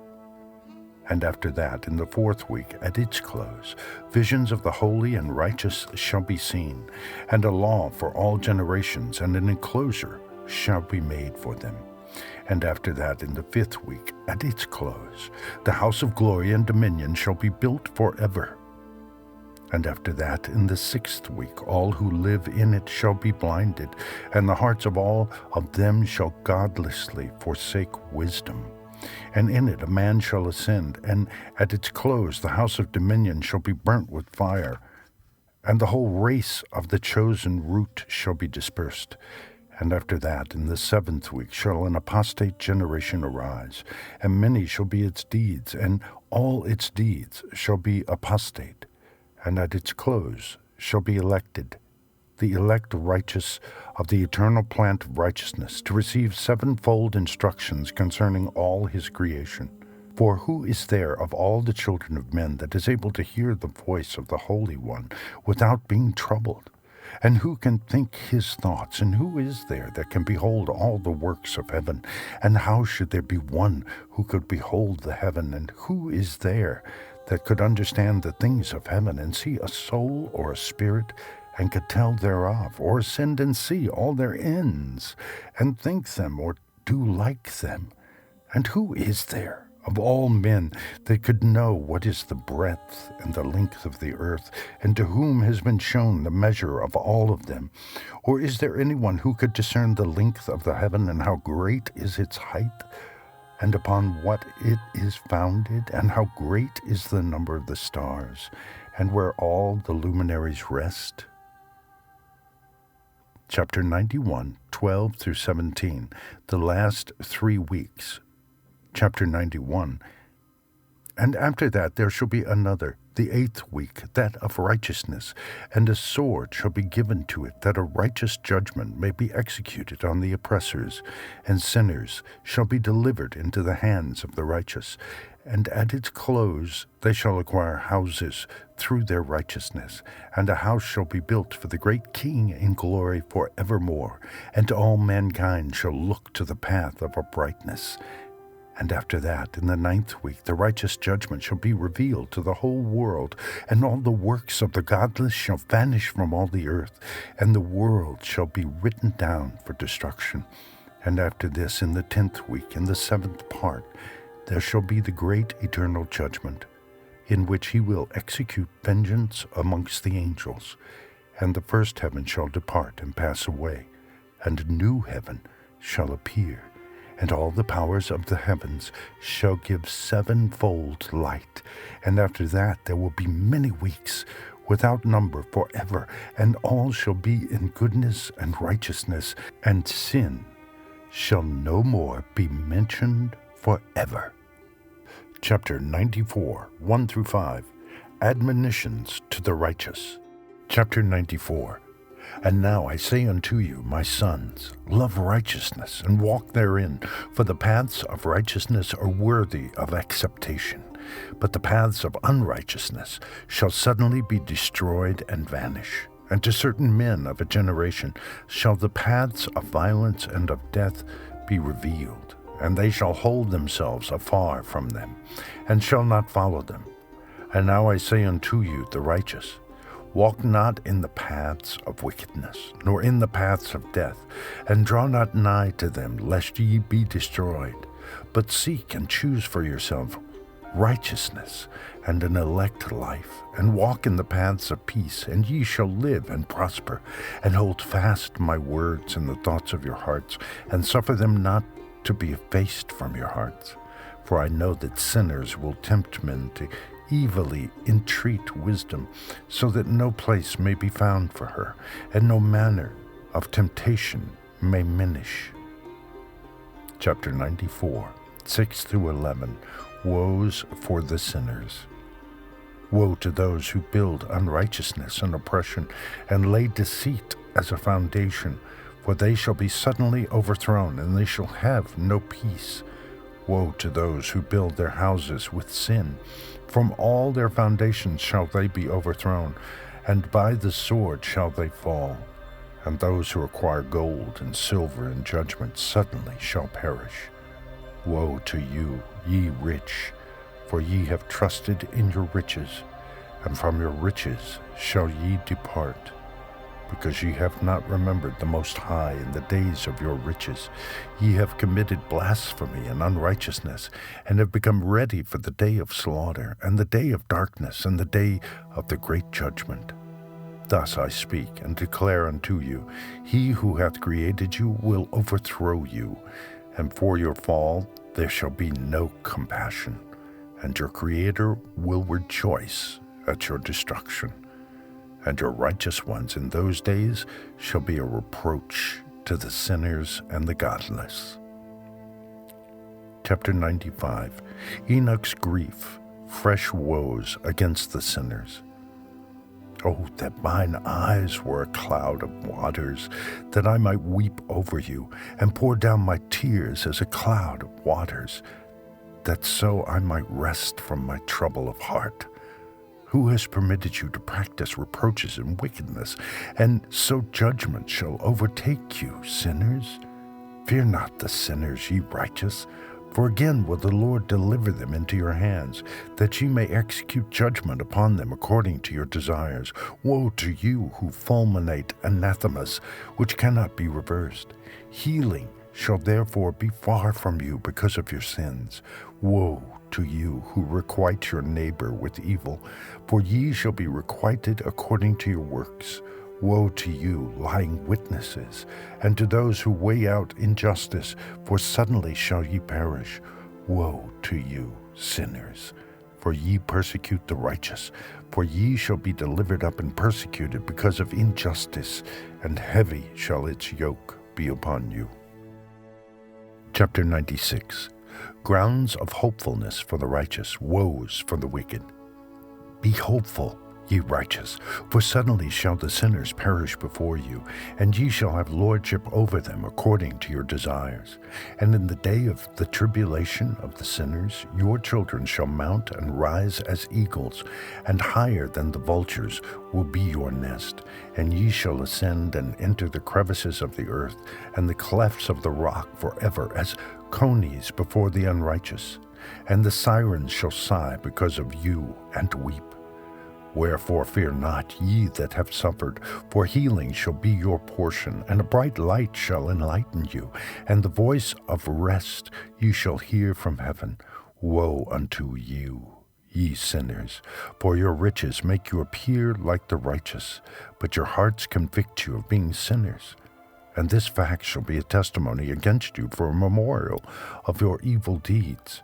Woe to you who devour the finest of the wheat, and drink wine in large bowls, and tread underfoot the lowly with your might. Woe to you who drink water from every fountain, for suddenly shall ye be consumed and wither away, because ye have forsaken the fountain of life. Woe to you who work unrighteousness and deceit and blasphemy. It shall be a memorial against you for evil. Woe to you, ye mighty, who with might oppress the righteous, for the day of your destruction is coming. In those days many and good days shall come to the righteous, in the day of your judgment. Chapter 97. The evils in store for sinners and the possessors of unrighteous wealth.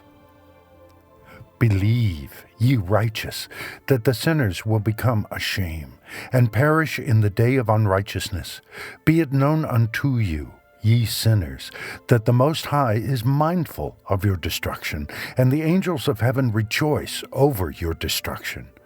What will ye do, ye sinners, and whither will ye flee on that day of judgment, when ye hear the voice of the prayer of the righteous? Yea, ye shall fare like unto them, against whom this world shall be a testimony. Ye have been companions of sinners.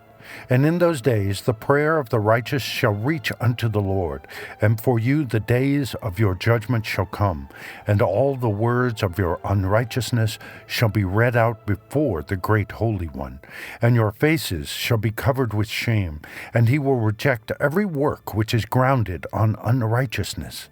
Woe to you, ye sinners, who live on the mid-ocean and on the dry land, whose remembrance is evil against you. Woe to you, who acquire silver and gold in unrighteousness, and say, We have become rich with riches, and have possessions, and have acquired everything we have desired. And now let us do what we purposed. For we have gathered silver, and many are the husbandmen in our houses, and our granaries are brimful as with water.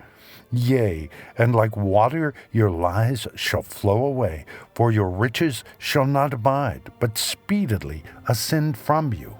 For ye have acquired it all in unrighteousness, and ye shall be given over to a great curse. Chapter 98.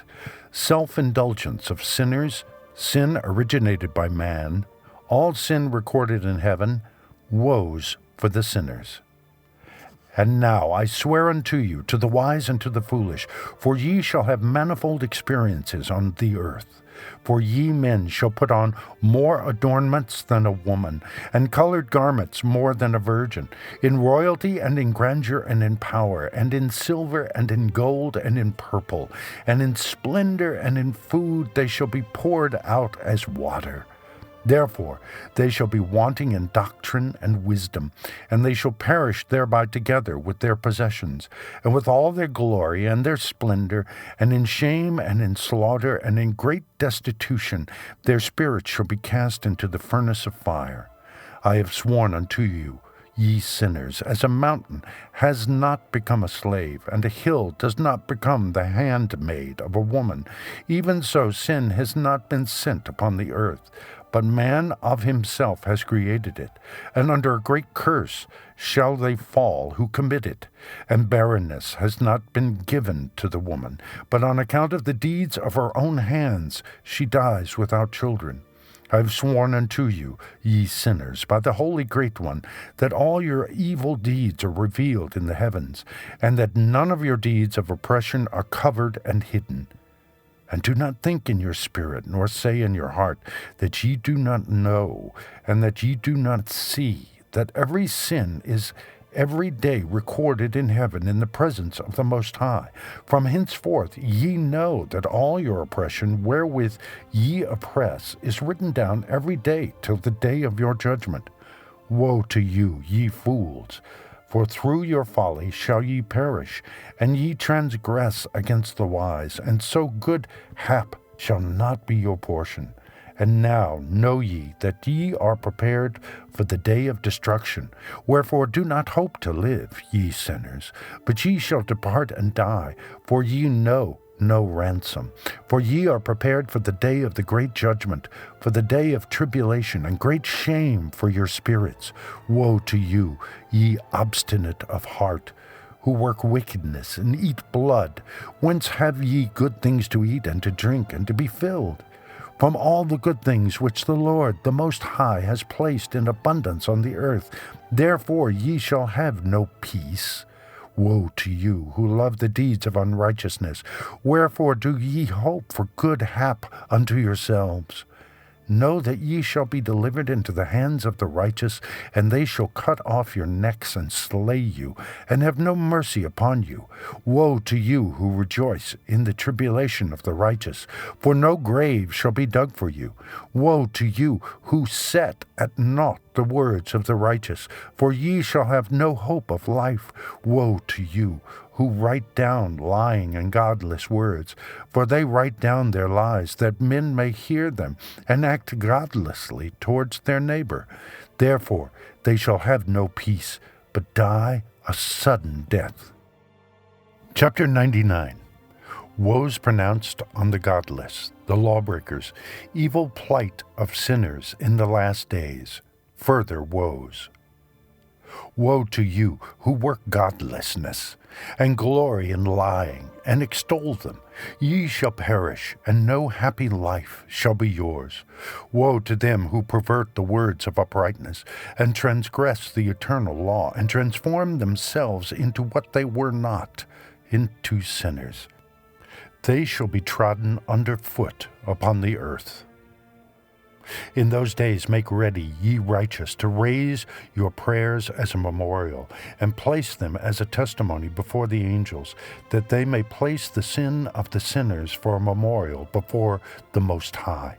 In those days the nations shall be stirred up, and the families of the nations shall arise on the day of destruction. And in those days the destitute shall go forth and carry off their children, and they shall abandon them, so that their children shall perish through them. Yea, they shall abandon their children that are still sucklings, and not return to them, and shall have no pity on their beloved ones. And again I swear to you, ye sinners, that sin is prepared for a day of unceasing bloodshed, and they who worship stones and grave images of gold and silver and wood and stone and clay, and those who worship impure spirits and demons and all kinds of idols, not according to knowledge, shall get no manner of help from them. And they shall become godless by reason of the folly of their hearts, and their eyes shall be blinded through the fear of their hearts, and through visions in their dreams. Through these they shall become godless and fearful, for they shall have wrought all their work in a lie, and shall have worshipped a stone.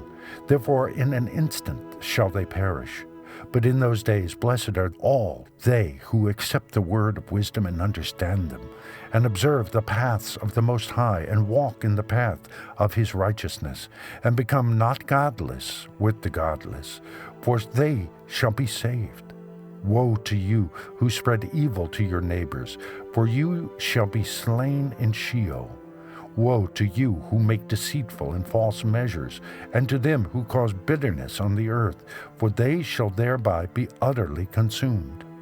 Woe to you who build your houses through the grievous toil of others, and all their building materials are the bricks and stones of sin. I tell you, ye shall have no peace.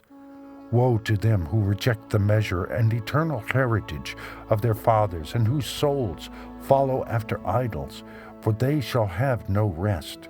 Woe to them who work unrighteousness and help oppression, and slay their neighbors until the day of the great judgment. For he shall cast down your glory, and bring affliction on your hearts, and shall arouse his fierce indignation, and destroy you all with the sword, and all the holy and righteous shall remember your sins. Chapter 100. The sinners destroy each other, judgment of the fallen angels, the safety of the righteous, further woes for the sinners. And in those days, in one place the fathers together with their sons shall be smitten, and brothers one with another shall fall in death, till the streams flow with their blood. For a man shall not withhold his hand from slaying his sons and his sons' sons. And the sinner shall not withhold his hand from his honored brother. From dawn till sunset they shall slay one another. And the horse shall walk up to the breast in the blood of sinners, and the chariot shall be submerged to its height. In those days the angels shall descend into the secret places, and gather together into one place all those who brought down sin. And the Most High will arise on that day of judgment to execute great judgment amongst sinners. And over all the righteous and holy he will appoint guardians from amongst the holy angels, to guard them as the apple of an eye, until he makes an end of all wickedness and all sin. And though the righteous sleep a long sleep, they have naught to fear. And then the children of the earth shall see the wise in security, and shall understand all the words of this book, and recognize that their riches shall not be able to save them in the overthrow of their sins. Woe to you, sinners, on the day of strong anguish! Ye who afflict the righteous and burn them with fire, ye shall be requited according to your works. Woe to you, ye obstinate of heart, who watch in order to devise wickedness. Therefore shall fear come upon you, and there shall be none to help you. Woe to you, ye sinners, on account of the words of your mouth, and on account of the deeds of your hands, which your godlessness has wrought. In blazing flames, burning worse than fire, shall ye burn.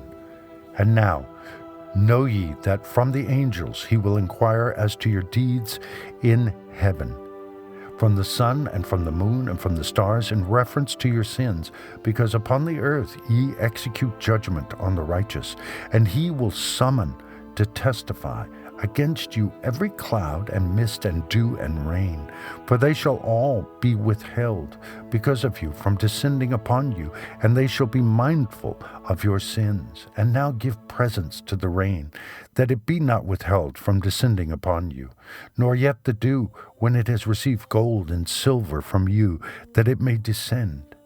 When the hoarfrost and snow with their chilliness, and all the snowstorms with all their plagues fall upon you, in those days ye shall not be able to stand before them.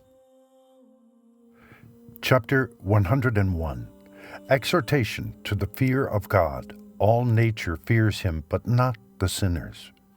Observe the heaven, ye children of heaven, and every work of the Most High, and ye him, and work no evil in his presence.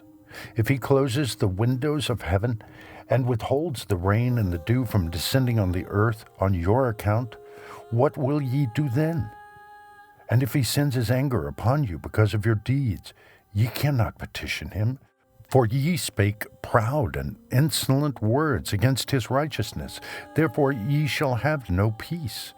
And see ye not the sailors of the ships, how their ships are tossed to and fro by the waves, and are shaken by the winds, and are in sore trouble? And therefore do they fear, because all their goodly possessions go upon the sea with them, and they have evil forebodings of heart, that the sea will swallow them, and they will perish therein.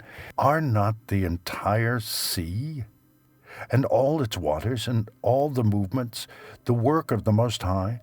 And has he not set limits to its doings, and confined it throughout by the sand? And at his reproof it is afraid, and dries up, and all its fish die, and all that is in it. But ye sinners that are on the earth, fear him not. Has he not made the heaven and the earth, and all that is therein? Who has given understanding and wisdom to everything that moves on the earth and in the sea? Do not the sailors of the ships fear the sea? Yet sinners fear not the Most High. Chapter 102. Terrors of the days of judgment, the adverse fortunes of the righteous on the earth. In those days when he hath brought a grievous fire upon you, whither will ye flee? And where will ye find deliverance? And when he launches forth his word against you, will you not be affrighted and fear? And all the luminaries shall be affrighted with great fear, and all the earth shall be affrighted and tremble and be alarmed, and all the angels shall execute their commands, and shall seek to hide themselves from the presence of the great glory. And the children of earth shall tremble and quake, and ye sinners shall be cursed forever, and ye shall have no peace. Fear ye not, ye souls of the righteous, and be hopeful ye that have died in righteousness, and grieve not if your soul into Sheol has descended in grief, and that in your life your body fared not according to your goodness. But wait for the day of the judgment of sinners, and for the day of cursing and chastisement. And yet when ye die, the sinners speak over you. As we die, so die the righteous. And what benefit do they reap for their deeds? Behold, even as we, so do they die in grief and darkness. And what have they more than we? From henceforth we are equal. And what will they receive, and what will they see forever? Behold, they too have died, and henceforth forever shall they see no light. I tell you, ye sinners, ye are content to eat and drink, and rob and sin, and strip men naked, and acquire wealth, and see good days. Have ye seen the righteous, how their end falls out, that no manner of violence is found in them till their death? Nevertheless they perished, and became as though they had not been, and their spirits descended into Sheol in tribulation. Chapter 103. Different destinies of the righteous and the sinners, fresh objections of the sinners.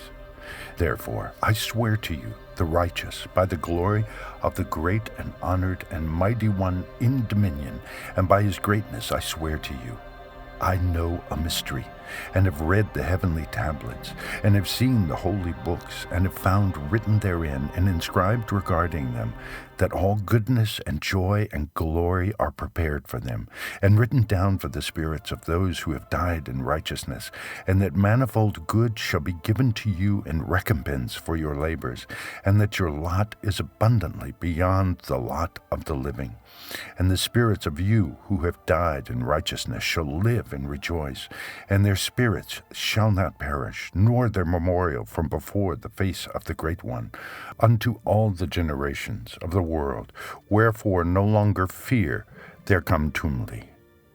Woe to you, ye sinners, when ye have died, if ye die in the wealth of your sins, and those who are like you say regarding you, Blessed are the sinners, they have seen all their days.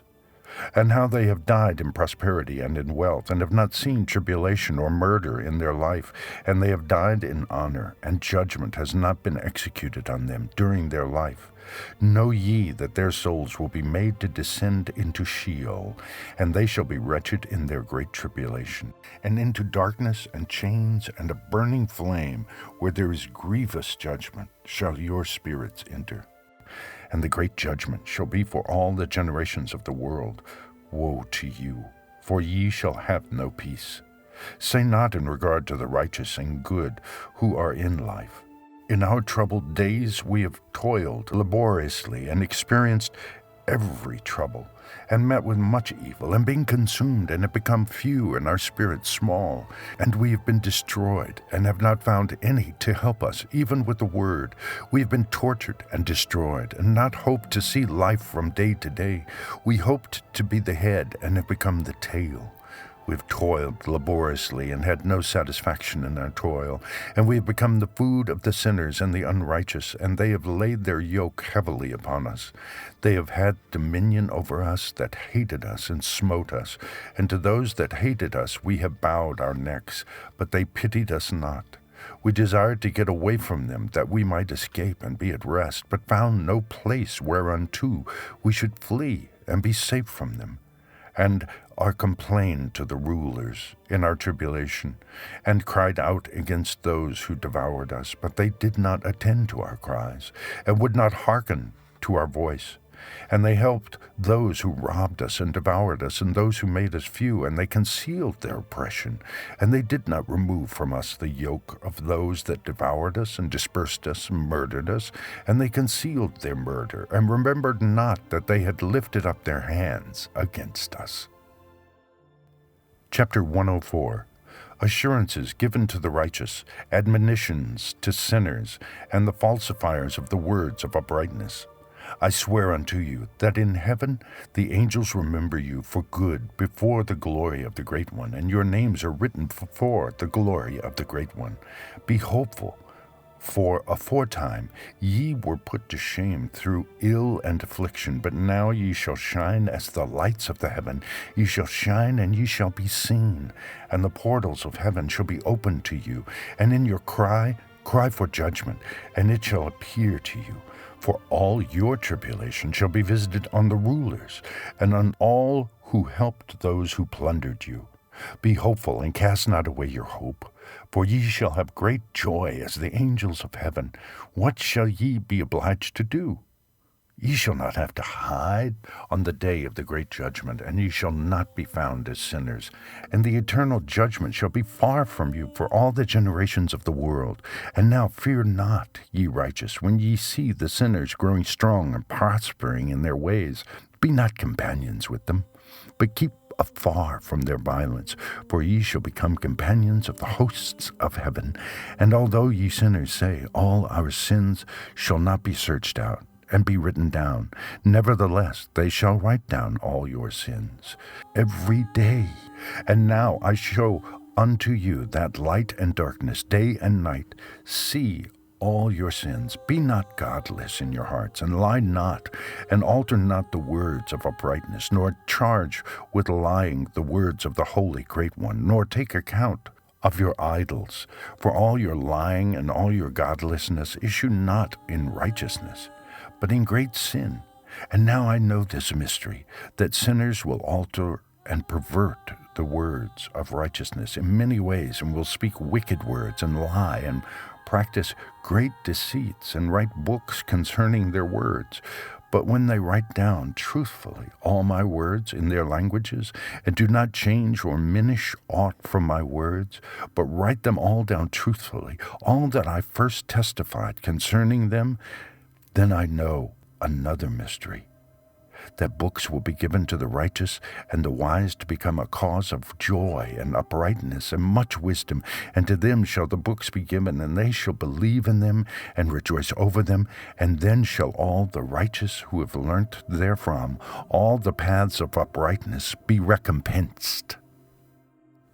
Chapter 105. God and the Messiah to dwell with man. In those days the Lord bade them to summon and testify to the children of earth concerning their wisdom. Show it unto them, for ye are their guides, and a recompense over the whole earth. For I and my Son will be united with them forever in the paths of uprightness in their lives. And ye shall have peace. Rejoice ye, children of uprightness. Amen. Chapter 106. Fragment of the Book of Noah. And after some days my son Methuselah took a wife for his son Lamech, and she became pregnant by him and bore a son, and his body was white as snow, and red as the blooming of a rose, and the hair of his head and his long locks were white as wool, and his eyes beautiful. And when he opened his eyes, he lighted up the whole house like the sun, and the whole house was very bright. And thereupon he arose in the hands of the midwife, opened his mouth, and conversed with the Lord of righteousness. And his father Lamech was afraid of him, and fled, and came to his father Methuselah.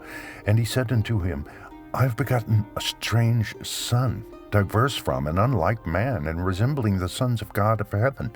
And his nature is different, and he is not like us, and his eyes are as the rays of the sun, and his countenance is glorious. And it seems to me that he is not sprung from me, but from the angels, and I fear that in his days a wonder may be wrought on the earth. And now, my father, I am here to petition thee and implore thee that thou mayest go to Enoch our father, and learn from him the truth, for his dwelling place is amongst the angels. And when Methuselah heard the words of his son, he came to me to the ends of the earth, for he had heard that I was there. And he cried aloud, and I heard his voice, and I came to him. And I said unto him, Behold, here am I, my son. Wherefore hast thou come to me? And he answered and said, Because of a great cause of anxiety have I come to thee, and because of a disturbing vision have I approached. And now, my father, hear me. Unto Lamech my son there hath been born a son, the like of whom there is none, and his nature is not like man's nature. And the color of his body is whiter than snow, and redder than the bloom of a rose, and the hair of his head is whiter than white wool, and his eyes are like the rays of the sun. And he opened his eyes, and thereupon lighted up the whole house. And he arose in the hands of the midwife, and opened his mouth, and blessed the Lord of heaven. And his father Lamech became afraid, and fled to me, and did not believe that he was sprung from him, but that he was in the likeness of the angels of heaven. And behold, I have come to thee, that thou mayest make known to me the truth.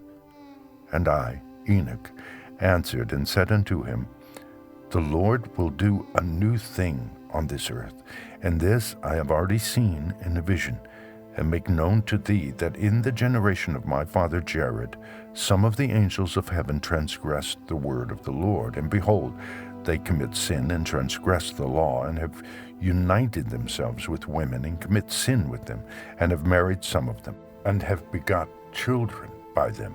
And they shall produce on the earth giants, not according to the Spirit, but according to the flesh. And there shall be a great punishment on the earth, and the earth shall be cleansed from all impurity. Yea, there shall come a great destruction over the whole earth, and there shall be a deluge and a great destruction for 1 year. And this son who has been born unto you shall be left on the earth, and his 3 children shall be saved with him. And when all mankind that are on the earth shall die, he and his sons shall be saved. And now make known to thy son Lamech that he who has been born is in truth his son, and call his name Noah, for he shall be left to you, and he and his sons shall be saved from the destruction which shall come upon the earth on account of all the sin and all the unrighteousness which shall be consummated on the earth in his days. And after that there shall be still more unrighteousness than that which was first consummated on the earth. For I know the mysteries of the holy ones, for he, the Lord, has showed me and informed me, and I have read them in the heavenly tablets. Chapter 107. And I saw written on them that generation upon generation shall transgress, till a generation of righteousness arises, and transgression is destroyed, and sin passes away from the earth, and all manner of good comes upon it. And now, my son, go and make known to thy son Lamech that this son which has been born is in truth his son, and that this is no lie. And when Methuselah had heard the words of his father Enoch, for he had shown to him everything in secret, he returned and showed them to him, and called the name of that son Noah, for he will comfort the earth after all the destruction. Chapter 108. Another book which Enoch wrote for his son Methuselah, and for those who will come after him, and keep the law in the last days. Ye who have done good shall wait for those days till an end is made of those who work evil, and an end of the might of the transgressors. And wait ye indeed till sin has passed away, for their names shall be blotted out of the book of life, and out of the holy books, and their seed shall be destroyed forever, and their spirits shall be slain. And they shall cry and make lamentation in a place that is a chaotic wilderness, and in the fire shall they burn, for there is no earth there. And I saw there something like an invisible cloud, for by reason of its depth I could not look over. And I saw a flame of fire blazing brightly, and things like shining mountains circling and sweeping to and fro. And I asked one of the holy angels who was with me, and said unto him, What is this shining thing? For it is not a heaven, but only the flame of a blazing fire, and the voice of weeping and crying and lamentation and strong pain. And he said unto me, This place, which thou seest here, are cast the spirits of sinners and blasphemers, and of those who work wickedness, and of those who pervert everything that the Lord hath spoken through the mouth of the prophets, even the things that shall be. For some of them are written and inscribed above in the heaven, in order that the angels may read them, and know that which shall befall the sinners, and the spirits of the humble, and of those who have afflicted their bodies, and been recompensed by God, and of those who have been put to shame by wicked men, who love God, and loved neither gold nor silver, nor any of the good things which are in the world, but gave over their bodies to torture, who, since they came into being, longed not after earthly food, but regarded everything as a passing breath, and lived accordingly. And the Lord tried them much, and their spirits were found pure, so that they should bless his name. And all the blessings destined for them I have recounted in the books, and he hath assigned them their recompense, because they have been found to be such as loved heaven more than their life in the world. And though they were trodden under foot of wicked men, and experienced abuse and reviling from them, and were put to shame, yet they blessed me.